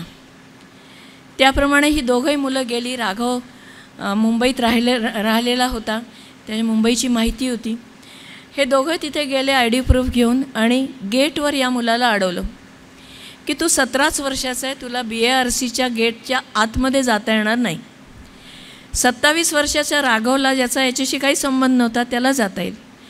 तर ही मुलं वैतागली की मग तुम्ही ईमेलमध्ये असं लिहायला पाहिजे होतं की तुम्ही 18 वर्षाचे असाल तरच या.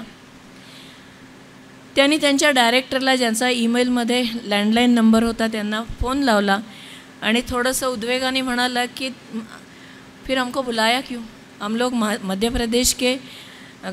प्रदेश से आए. त्या डायरेक्टरने विचारलं, मध्य प्रदेश से के किस ज़िले से आए हो? तो म्हणे खरगोन. खरगोन में कौन से गांव से आए हो? तो कसरावत तहसील. गाव कौन सा? लेपा. तर म्हणे तू जिथे आहेस तिथेच उभा राहा, मी येतो. 5-10 मिनटात ते तिथे जाऊन पोचले.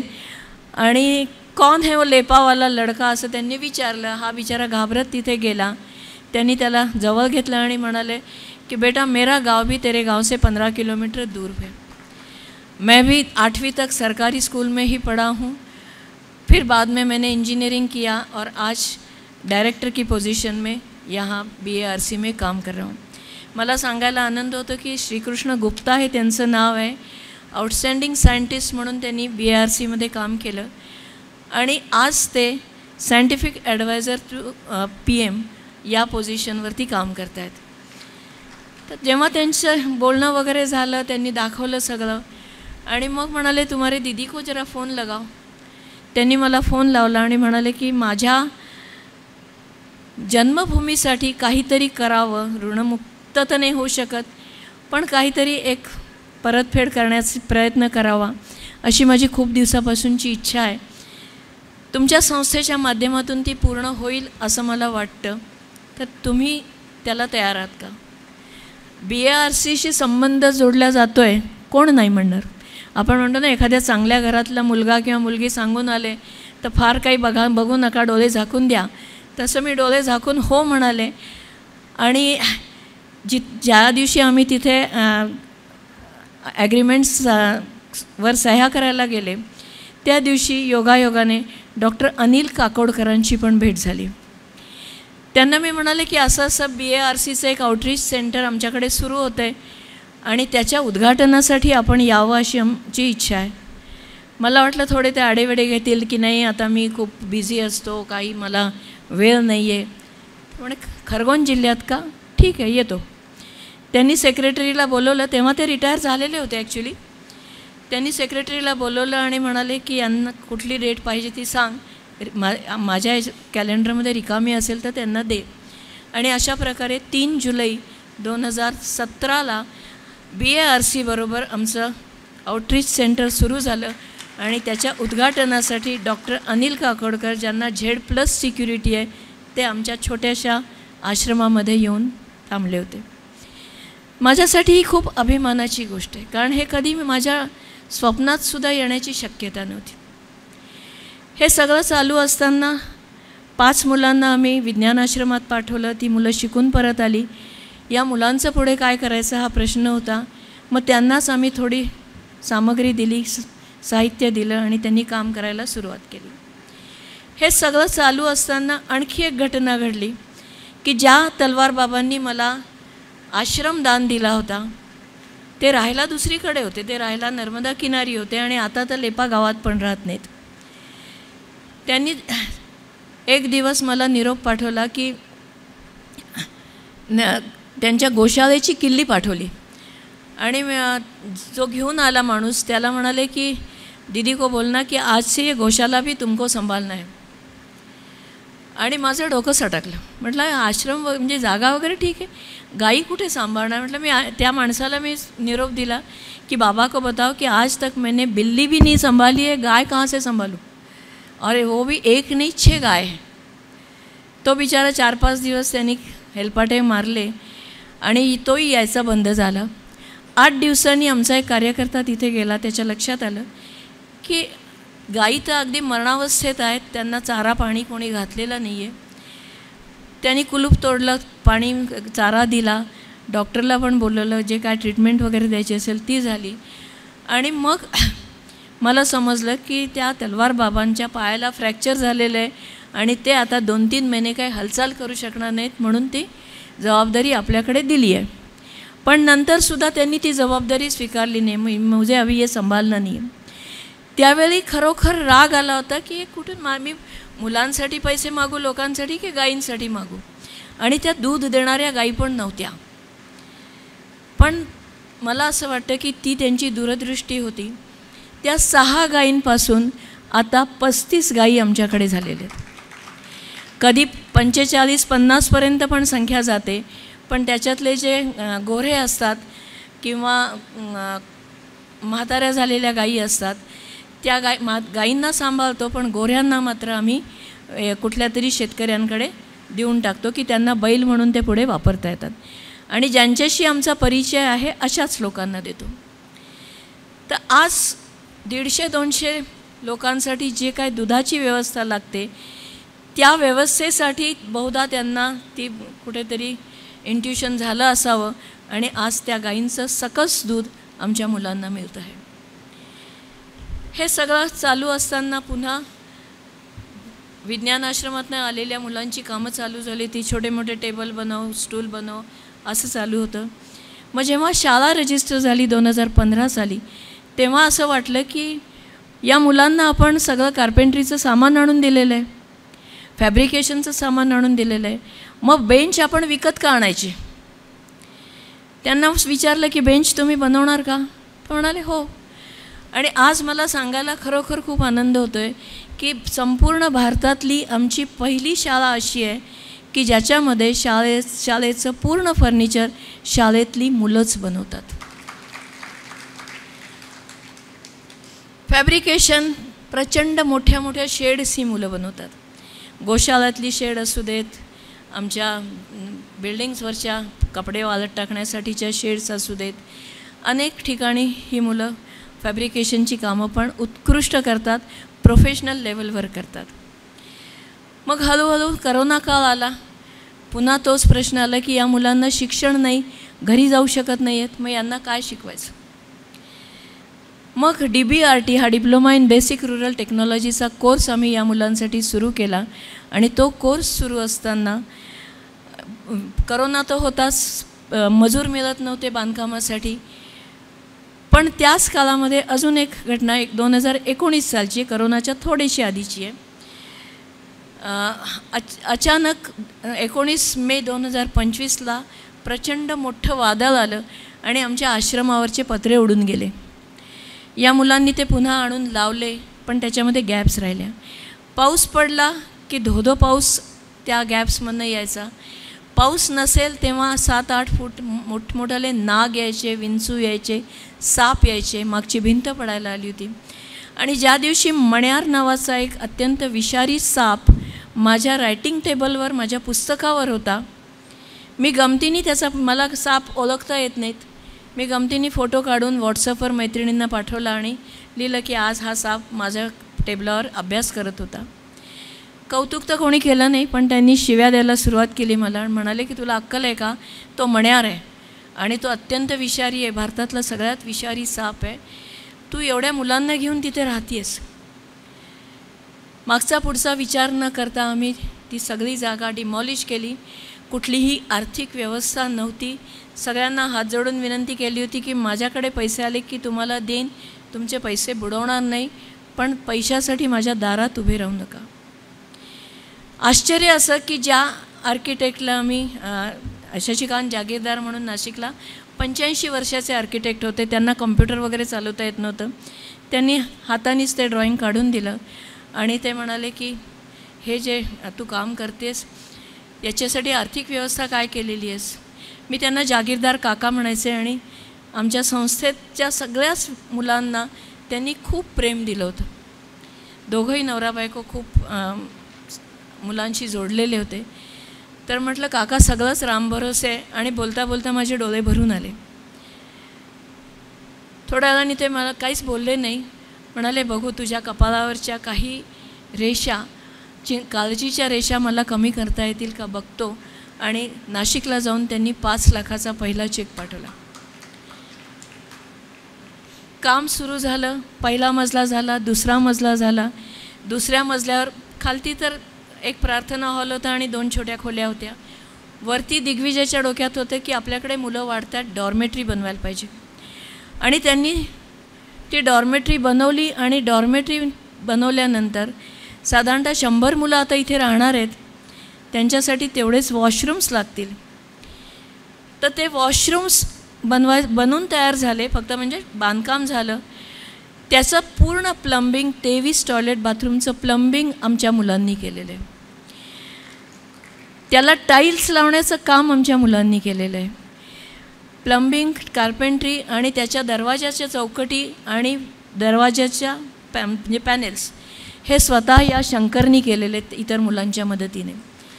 तर अशा प्रकारे हे व्यवसाय प्रशिक्षण आणि शालेय शिक्षण यांची सांगड घालत हा जो जगन्नाथाचा रथ आहे तो पुढे चाललेला होता. आणि 2022 साली त्याच्यामध्ये अजून एक भर पडली. ती भर फॅबलॅब नावाच्या एका प्रकल्पाची. विज्ञान आश्रमाच्याच माध्यमातून फॅबलॅब नावाचा एक प्रोजेक्ट आम्हाला मिळाला आणि त्याच्यामध्ये सगळी ॲडव्हान्स मशिनरी, ज्याच्यात लेझर कटिंग मशीन आहे, ज्याच्यात काय म्हणतो आपण CNC वूड राउटर आहेत, 3D प्रिंटर्स आहेत, PCB मिलिंग मशीन्स आहेत, यासारखी अनेक हायटेक मशिनरी या प्रोजेक्टच्या अंतर्गत आम्हाला मिळाली. आणि ट्रेनिंग पण त्याच्या जोडीने मिळत गेलं. या मुलांनी स्वतःच्या डोक्याने पण काही प्रोजेक्ट्स अजून सुरू केले. आणि मला सांगायला आज आनंद होतो आहे की जी आमच्याकडे 9वी-10वी शिकलेली मुलं आहेत, ही मुलं सध्या इंजिनिअरिंग कॉलेजच्या मुलांना ट्रेनिंग देतात. आमच्या आसपासची जे इंजिनिअरिंग कॉलेजेस आहेत त्याची 1st year, 2nd year, 3rd इयरची मुलं कधी कोणी 3 दिवसाच्या कोर्ससाठी येतं, कधी 15 दिवसाच्या येतं, कधी 3 महिन्याच्या येतं. आणि त्यांना ट्रेनिंग देणारे जे मास्टर ट्रेनर आहेत त्यांचं मात्र 10वी पूर्ण झाले असेलच याची गॅरंटी नाही. तर हा सगळा प्रोजेक्ट आज खूप चांगला आकाराला येतो आहे. आणि मध्य प्रदेशमधल्या निमाड क्षेत्रातलं व्यवसाय प्रशिक्षण देणारं हे सर्वोत्कृष्ट सेंटर आहे असं लोक म्हणतात. मी अजून बाकीचे सेंटर्स पाहिले नाहीत, पण लोकांचा फीडबॅक असा आहे की ऐसा तो हमने कहीं देखा नाही. हे सगळं जेव्हा चालू आहे, काम चालू आहे, मुलं वाढत आहेत, सगळं चालू आहे, पण तरीही एक अस्वस्थता मनामध्ये होती की माझ्याकडे मी किती मुलांना हॉस्टेलमध्ये ॲडमिशन देऊ शकते किंवा या प्रोजेक्टसाठी ॲडमिशन देऊ शकते, जास्तीत जास्त 300-400. पण आसपासच्या क्षेत्रामध्ये अशी असंख्य मुलं मुली आहेत की जी या व्यवसाय प्रशिक्षणापासून वंचित राहत आहेत. मग त्यांना आपण हे शिक्षण कसं देऊ? मग काही काही भन्नाट आयडिया माझ्या डोक्यामध्ये येत राहतात. मला माझ्या मैत्रिणी, माझे नातेवाईक असे म्हणतात की तू भलतेच ॲडव्हेंचर्स करत असते. तर तसं एक ॲडव्हेंचर मी 2 वर्षापूर्वी केलं. ते ॲडव्हेंचर असं होतं की माझ्याकडे एक बस एक्स्ट्रा होती. जनरल इन्शुरन्सने दिलेली बस होती आणि हिंदुस्तान पेट्रोलियमनी पण आम्हाला एक बस दिली. करोना काळात मुलांची संख्या कमी झाली होती जी आमच्या हॉस्टेलमध्ये राहत होते. मी मुलांना म्हटलं की एक काम करा, याच्यातले जे हे आहेत सीट्स आहेत ते सीट्स काढून टाका आणि या बसचा वापर आपण व्यवसाय प्रशिक्षणासाठी म्हणून करूयात. सामान त्याच्यात ठेवू आणि ही मुलं गावोगाव जाऊन हे व्यवसाय प्रशिक्षण देतील. माझा भाचा इथल्या MIT कॉलेजचं जे डिझाईन डिपार्टमेंट आहे त्याचा डायरेक्टर आहे, त्याच्याशी या संदर्भात बोलले. तर तो म्हणाला की नाही आता अशी गडबड नको करूस, त्याचं मी सुंदर डिझाईन बनवून देतो. आतमध्ये त्यांनी या टेबलासारख्या अशा 8 ट्रॉलीज केल्या आहेत. त्याला ड्रॉवर्स आहेत आणि कार्पेंट्रीचं एक ट्रॉली आहे, त्याला खालती व्हील्स आहेत. त्या बसमधले सगळे सीट्स काढलेले आहेत. मागच्या बाजूनी रॅम्प लावलेला आहे. रॅम्पवरनं ते ट्रॉली आपण खाली उतरवू शकतो आणि ती ट्रॉली उतरवल्यानंतर आज कार्पेंट्री शिकवायची असेल तर कार्पेंट्रीचे टूल्स येतील, फॅब्रिकेशन शिकवायचं असेल तर फॅब्रिकेशनची येतील. अशा प्रकारे त्याच्यामध्ये सगळी योजना केलेली आहे. ज्या गावात लाईट नसेल त्यासाठी एक होंडाचं जनरेटर दिलेलं आहे बरोबर. आणि मागची बाजू जी त्या बसची असते त्या ठिकाणी एक मोठा LED स्क्रीन उलटा टांगता येईल सिलिंगला असं स्क्रीन लावलेलं आहे.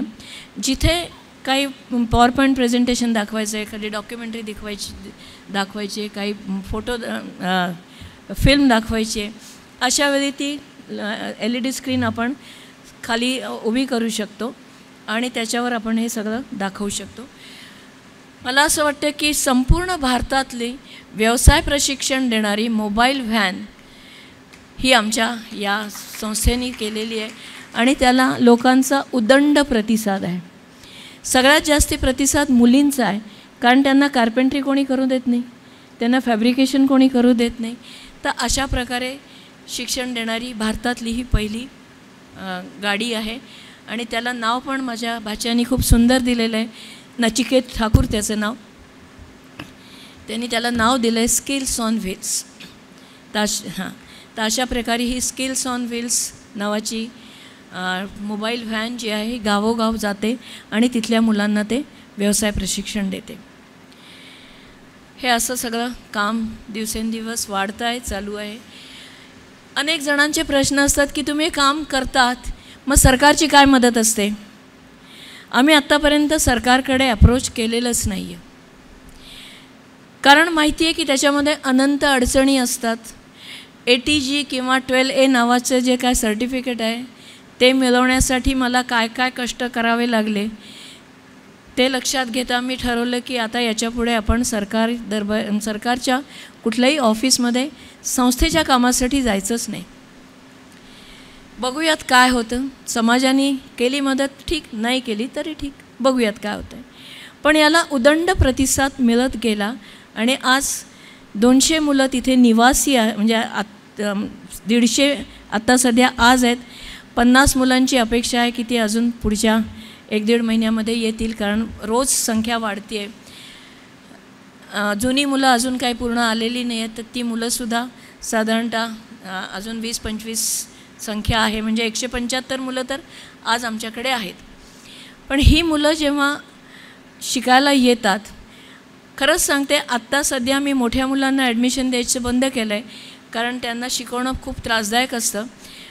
5 ते 6 वयोगटातली माझ्याकडे गेल्या 15 दिवसात 50 मुलं आलेली आहेत आणि कोणालाही आईची आठवण येत नाही. आईकडे जायचं म्हणून कोणी रडत नाही आहे, मला हा पदार्थ आवडत नाही आहे, मी खाणार नाही, मी ताटात उष्ट टाकेन, असं एकही मुलगा म्हणत नाही. खूप आनंदाने ही मुलं तिथे राहतात. जे लोक आत्तापर्यंत तिथे येऊन गेलेले आहेत त्यांचा हाच अनुभव आहे. आजही मला विवेकानंद केंद्रामध्ये वसुधाताई सांगत होत्या की मला सगळ्यात तिथलं काय आवडलं तर सगळी मुलं खूप हसरी आहेत आणि त्यांच्यामध्ये एक ओनरशिप आहे की हे आमचं आहे. तर असं हे काम आम्ही गेल्या 2010 सालापासून चालवतो आहे. मला सांगायला अजूनही एक खूप आनंद होतो की आमचं हे जे काम आहे व्यवसाय प्रशिक्षण केंद्राचं, VNIT ही जी नागपूरमधली संस्था आहे, Visvesvaraya national institute of technology, तिथले काही पदाधिकारी आले होते मागच्या वर्षी. त्यांनी हे काम बघितलं आणि स्वतःहून म्हणाले की आम्हाला तुमच्याबरोबर एखादं ॲफिलिएशन करायला आवडेल. NIT सारखी संस्था आमच्यासारख्या छोट्या संस्थेला म्हणते की कोलॅबरेशन करूयात का. मला नेमका त्याचा अर्थ समजत नव्हता की आपण हो म्हणायचं का नाही म्हणायचं. पण माझ्यासाठी खूप आनंदाची गोष्ट आहे, आमच्या सगळ्यांसाठीच, की 27 जानेवारीला VNIT बरोबर आमच्या संस्थेचं कोलॅबरेशन झालं आणि आता आम्ही जे सर्टिफिकेट्स मुलांना देऊ शॉर्ट टर्म कोर्सेसची, ती सर्टिफिकेट्स VNIT तर्फे आम्हाला देण्यात येतील. त्याच्यावर त्यांचा लोगो असेल, त्यांची एक सही असेल, आमचा लोगो असेल, आमच्या एका पदाधिकाऱ्याची सही असेल. आणि ही लेपासारख्या एका 350 घरांच्या खेड्यामध्ये काम करणाऱ्या संस्थेसाठी खूपच अभिमानाची आणि कौतुकाची गोष्ट आहे. तर हे झालं. IIT इंदोरवाले आले, ते म्हणाले आम्हालाही तुमच्याबरोबर काम करायची इच्छा आहे. आज ना उद्या काही दिवसात त्यांच्याबरोबरही काम सुरू होईल. तर हे असं काम दिवसेंदिवस वाढतं आहे आणि याच्या मागचा एकच भाव आहे की शहरातली मुलं जशी हुशार असतात त्यांना अनेक संधी असतात, पण खेड्यातल्या मुलांमध्ये सुद्धा प्रतिभा असते आणि त्या प्रतिभेला जर योग्य दिशा मिळाली तर ते सुद्धा खूप काही करू शकतात. हा जो शंकर इथे बसलेला आहे, 12वीत असताना यांनी पोर्तुगालला एक इंटरनॅशनल कॉन्फरन्स होती सोलर सिस्टममध्ये. त्यांनी तिथे एक मेल पाठवली, त्याचं प्रेझेंटेशन पाठवलं. मला म्हणाला नाही मैंने तो ऐसे ही भेजा है, आएगा ऐसा नहीं है. आणि डिसेंबर महिन्यामध्ये त्यांची ईमेल आली की तुमचा पेपर आम्ही सिलेक्ट केलेला आहे. त्यावेळी 12वीतला हा मुलगा 18 वर्षाचा होता आणि त्या कॉन्फरन्समध्ये भाग घेणाऱ्यातला यंगेस्ट पार्टिसिपंट होता. तिथे जाऊन त्यांनी त्याचा पेपर प्रेझेंट केला. तर प्रतिभा असते, फक्त त्याला दिशा दाखवायला लागते. अनेक जण विचारतात की मग हे सगळं तुमचं अर्थकारण कसं चालतं. मला भगवद्गीता वाचायचा खूप छंद होता, पाठ करायची सुद्धा आवड होती आणि त्याच्यामध्ये योगक्षेमम वहाम्यहम हे वाक्य वाचलं की मला तेव्हा हसू यायचं. माझा भाऊ LICत होता आणि मी त्याला म्हणायचे काय योगक्षेमम, काही पण बोलता, तुम्ही काही पण लिहिता, तुम्ही काय सगळ्यांचा करता का, मेल्यावर योगक्षेमम फक्त काय, त्याला काय अर्थ आहे. तो मला खूप समजावून सांगायचं. तर म्हटलं असं कसं देव प्रत्येकाच्या योगक्षेमाची काळजी घेईल, हे लहान असतानाची गोष्ट. नंतर राम भरोसे नाव आपण नेहमी ऐकतो. राम भरोसे हे मी आत्तापर्यंत टी स्टॉलचंच नाव वाचलं होतं किंवा भेळीच्या गाडीचं वाचलं होतं. तर राम भरोसे आणि योगक्षेमम वहाम्यम या 2 म्हणजे काय म्हणू आपण, तिथे मी हसायचे हे 2 शब्द कानावर पडले की. पण आत्ता गेल्या 12-14 वर्षामध्ये योगक्षेमम वहाम्यहम काय असतं आणि राम भरोसे काय असतं याचा अनुभव घेते. योगक्षेमम वहाम्यहम LICने आपलं ब्रीदवाक्य सिद्ध करून दिलं. कुठलाही परिचय नाही, कोणाची ओळख नाही, त्यांचं चेअरमन कोण आहे, काळा आहे गोरा आहे माहिती नाही, फक्त एक प्रपोजल पाठवलं होतं. आमच्या संस्थेला काही ब्रँड नेम नव्हतं 2015 साली, आजही नाही, कोणी सगळेच ओळखतात अशातला भाग नाही. पण म्हटलं बघूयात काय होतं, पाठवून पाहूयात. आणि 2005 साली जेव्हा शाळा सुरू झाल्यानंतर आम्ही ते प्रपोजल पाठवलं आणि ते प्रपोजल आश्चर्य असं की ॲप्रूव्ह झालं आणि आमच्या शाळेचं जे तळमजला आहे तो तळमजला आम्हाला LICने बांधून दिला. कदाचित माझ्या भावानी जो नोकरीत असतानाच त्या हार्ट अटॅकने त्याचं निधन झालं होतं, तो वरतून बघत असेल आणि म्हणत असेल तू LICला नावं ठेवू नकोस, योगक्षेमम वहाम्यहम आम्ही आमचं हे सिद्ध करतो. दुसरं राम भरोसे हा जो शब्द आहे त्यालाही मी हसायची. असं कसं राम भरोसे. करोनानंतर मागच्या वर्षी 2 वर्षापूर्वी अचानक मुलांची संख्या प्रचंड वाढली.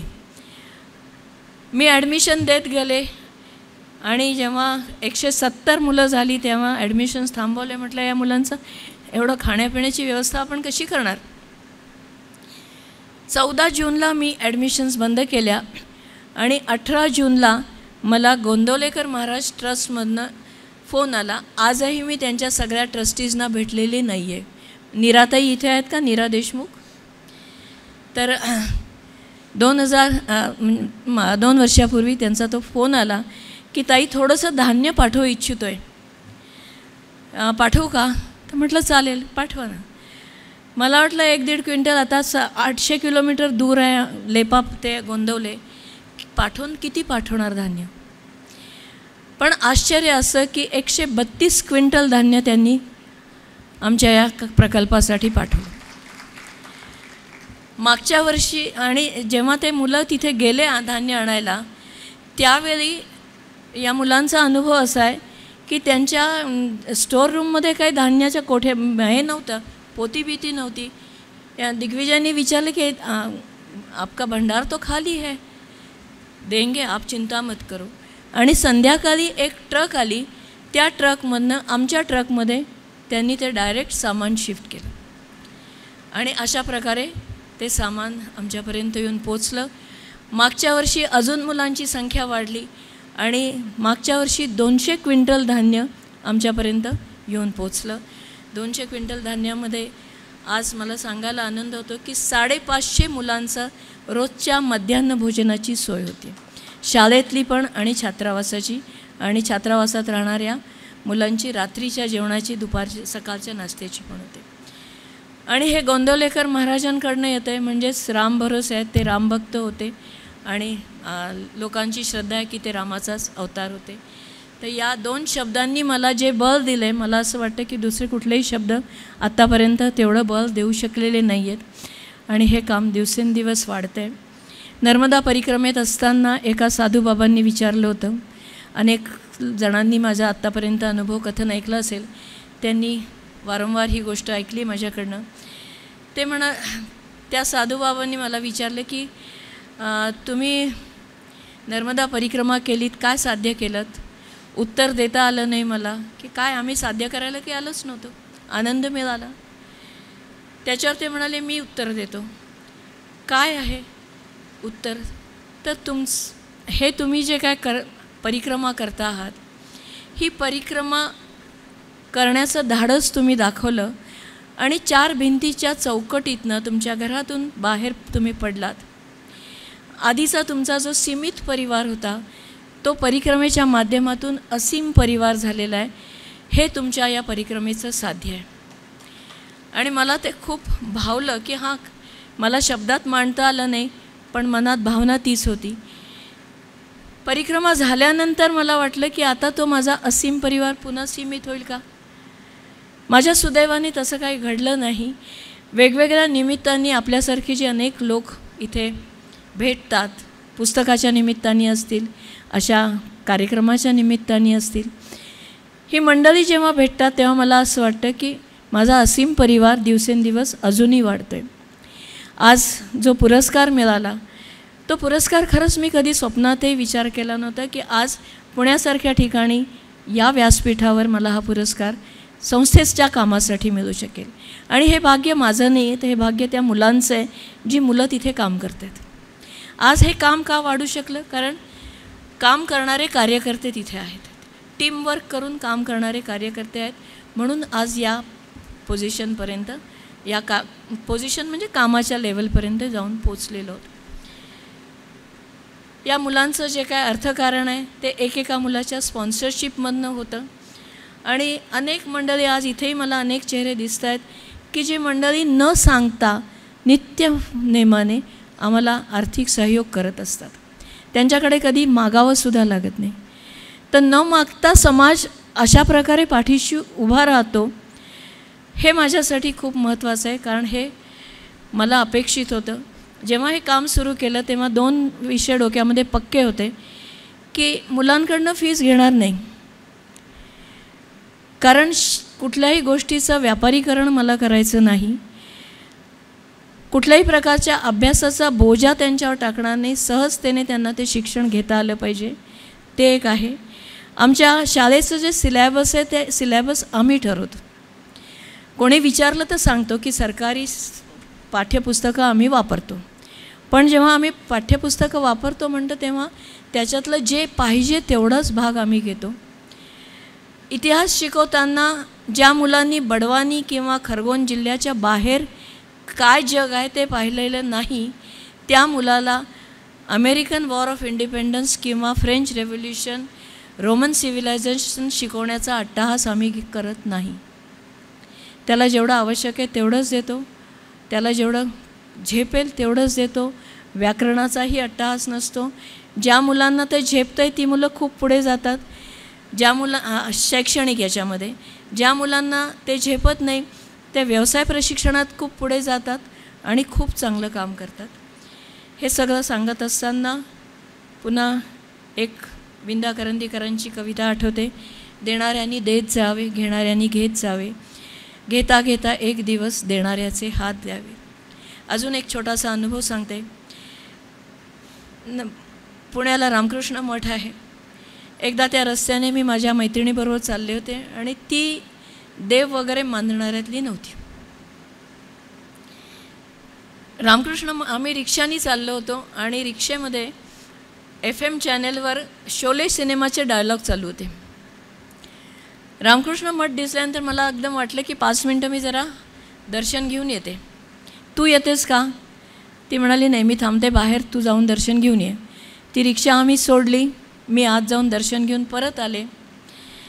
तिने जरा मला खवचट प्रश्न विचारला की तू ठाकूरांना काय मागितलंस? रामकृष्ण परमहंसांना त्यांचे भक्त ठाकूर म्हणतात. तर मलाही जरा खोडकर उत्तर द्यायची लहर आली. त्यावेळी माझं आडनाव ठाकूर होतं. मी तिला म्हटलं की ठाकूरांना काय मागायचं. म्हटलं मी ठाकूरांना एवढंच म्हटलं की ये हात मुझे दे दो ठाकूर. विषय संपला. थट्टेनी म्हणाले होते. मला थट्टा करायची सवय आहे, पण ठाकूरांना त्यांनी ते थट्टेत नाही घेतलं. त्यांनी ते अत्यंत गंभीरपणे घेतलं आणि त्या ठाकूरांचे हजारो हात आज माझ्या पाठीशी उभे आहेत. त्या साधूबाबांनी जे सांगितलं होतं की तुमचा सीमित परिवार असीम परिवार झालेला आहे, त्या असीम परिवारामध्ये मी आज आपल्या सगळ्यांचं मनपूर्वक स्वागत करते. नर्मदे हर.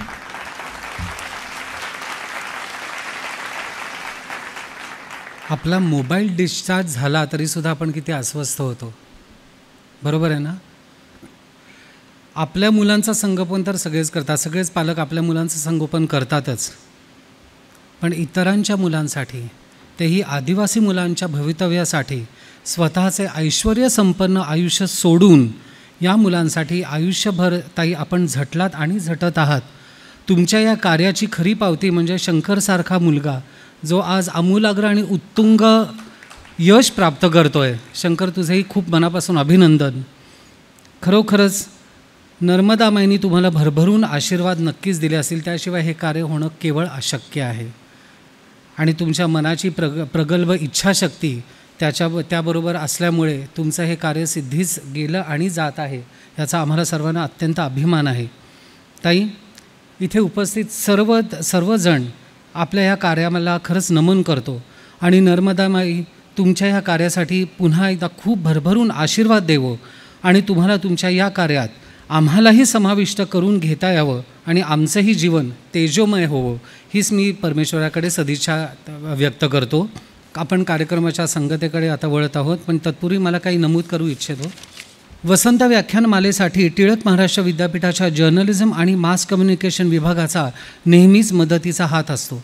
आपले डांगे सर असतील, नाही तर कणगे सर असतील, नाही तर शेख सर असतील, हे संपूर्ण ऑडिओ व्हिज्युअल मीडिया आपल्या ह्या संपूर्ण वसंत व्याख्यानमालेचं यूट्यूब चॅनेलवर प्रक्षेपण करणं आणि ते रोजच्या रोज योग्यरित्या ते टेलिकास्ट करणं, यासाठी प्लीज आपण या तिघांनाही भरभरून टाळ्या वाजवून त्यांचं अभिनंदन करूया.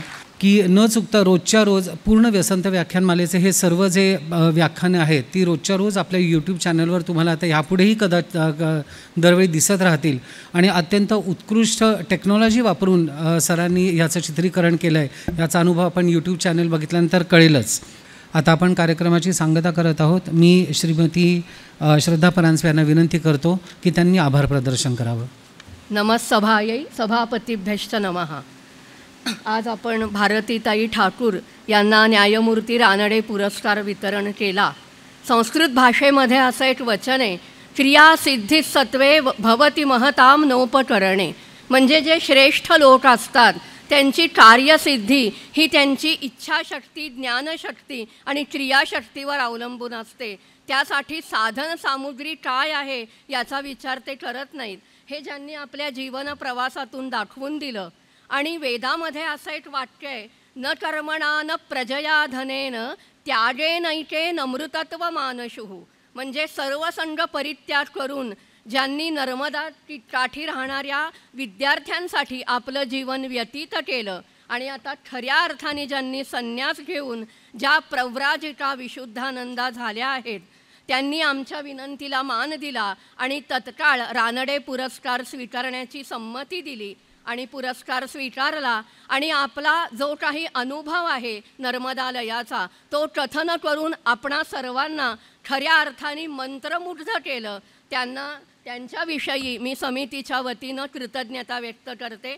आणि समितीचे अध्यक्ष आणि अनेक संस्थांचे आधारस्तंभ असलेले आदरणीय डॉक्टर टिळक सर, समितीच्या प्रत्येक कार्यामध्ये त्यांचा पाठिंबा आम्हाला नेहमीच लाभतो. मग तो 16 जानेवारीचा न्यायमूर्ती रानडे स्मृती दिन असो किंवा दरवर्षी वसंत व्याख्यानमालेत होणारा हा कार्यक्रम असो, सरांच्या पाठिंब्याशिवाय हे सर्व कार्यक्रम करणं आम्हाला अशक्य आहे. त्यासाठी मी आमचे अध्यक्ष असले तरी सरांच्या विषयी पण कृतज्ञता व्यक्त करते. आणि या कार्यक्रमाच्या यशस्वीतेसाठी मगाशी डॉक्टर अंबर बेहेरे यांनी उल्लेख केला की याचं यूट्यूबवरून जे प्रसारण करणार आहेत त्या सर्वांना, वृत्तपत्राच्या सर्व प्रतिनिधींनाही धन्यवाद देते. आणि विशेष म्हणजे आपणा सर्व उपस्थितांनाही धन्यवाद देऊन माझं हे आभार प्रदर्शन संपवते. नमस्कार. धन्यवाद श्रद्धाताई. कार्यक्रम इथे संपत आहे, पण तरीही उद्याच्या व्याख्यानाचा उल्लेख मला इथे करणं गरजेचं आहे की उद्या व्याख्यानमालेत पुण्याच्या वारशांचे संवर्धन या विषयावर किरण कलमदानी हे आपल्याशी संवाद साधणार आहेत. तर आजच्याप्रमाणेच उद्याही संध्याकाळी 6 वाजता व्याख्यानमाला इथेच सुरू होईल. तर आपण सर्वांनी जरूर यावे ही विनंती. कार्यक्रम संपला असं मी जाहीर करतो. धन्यवाद.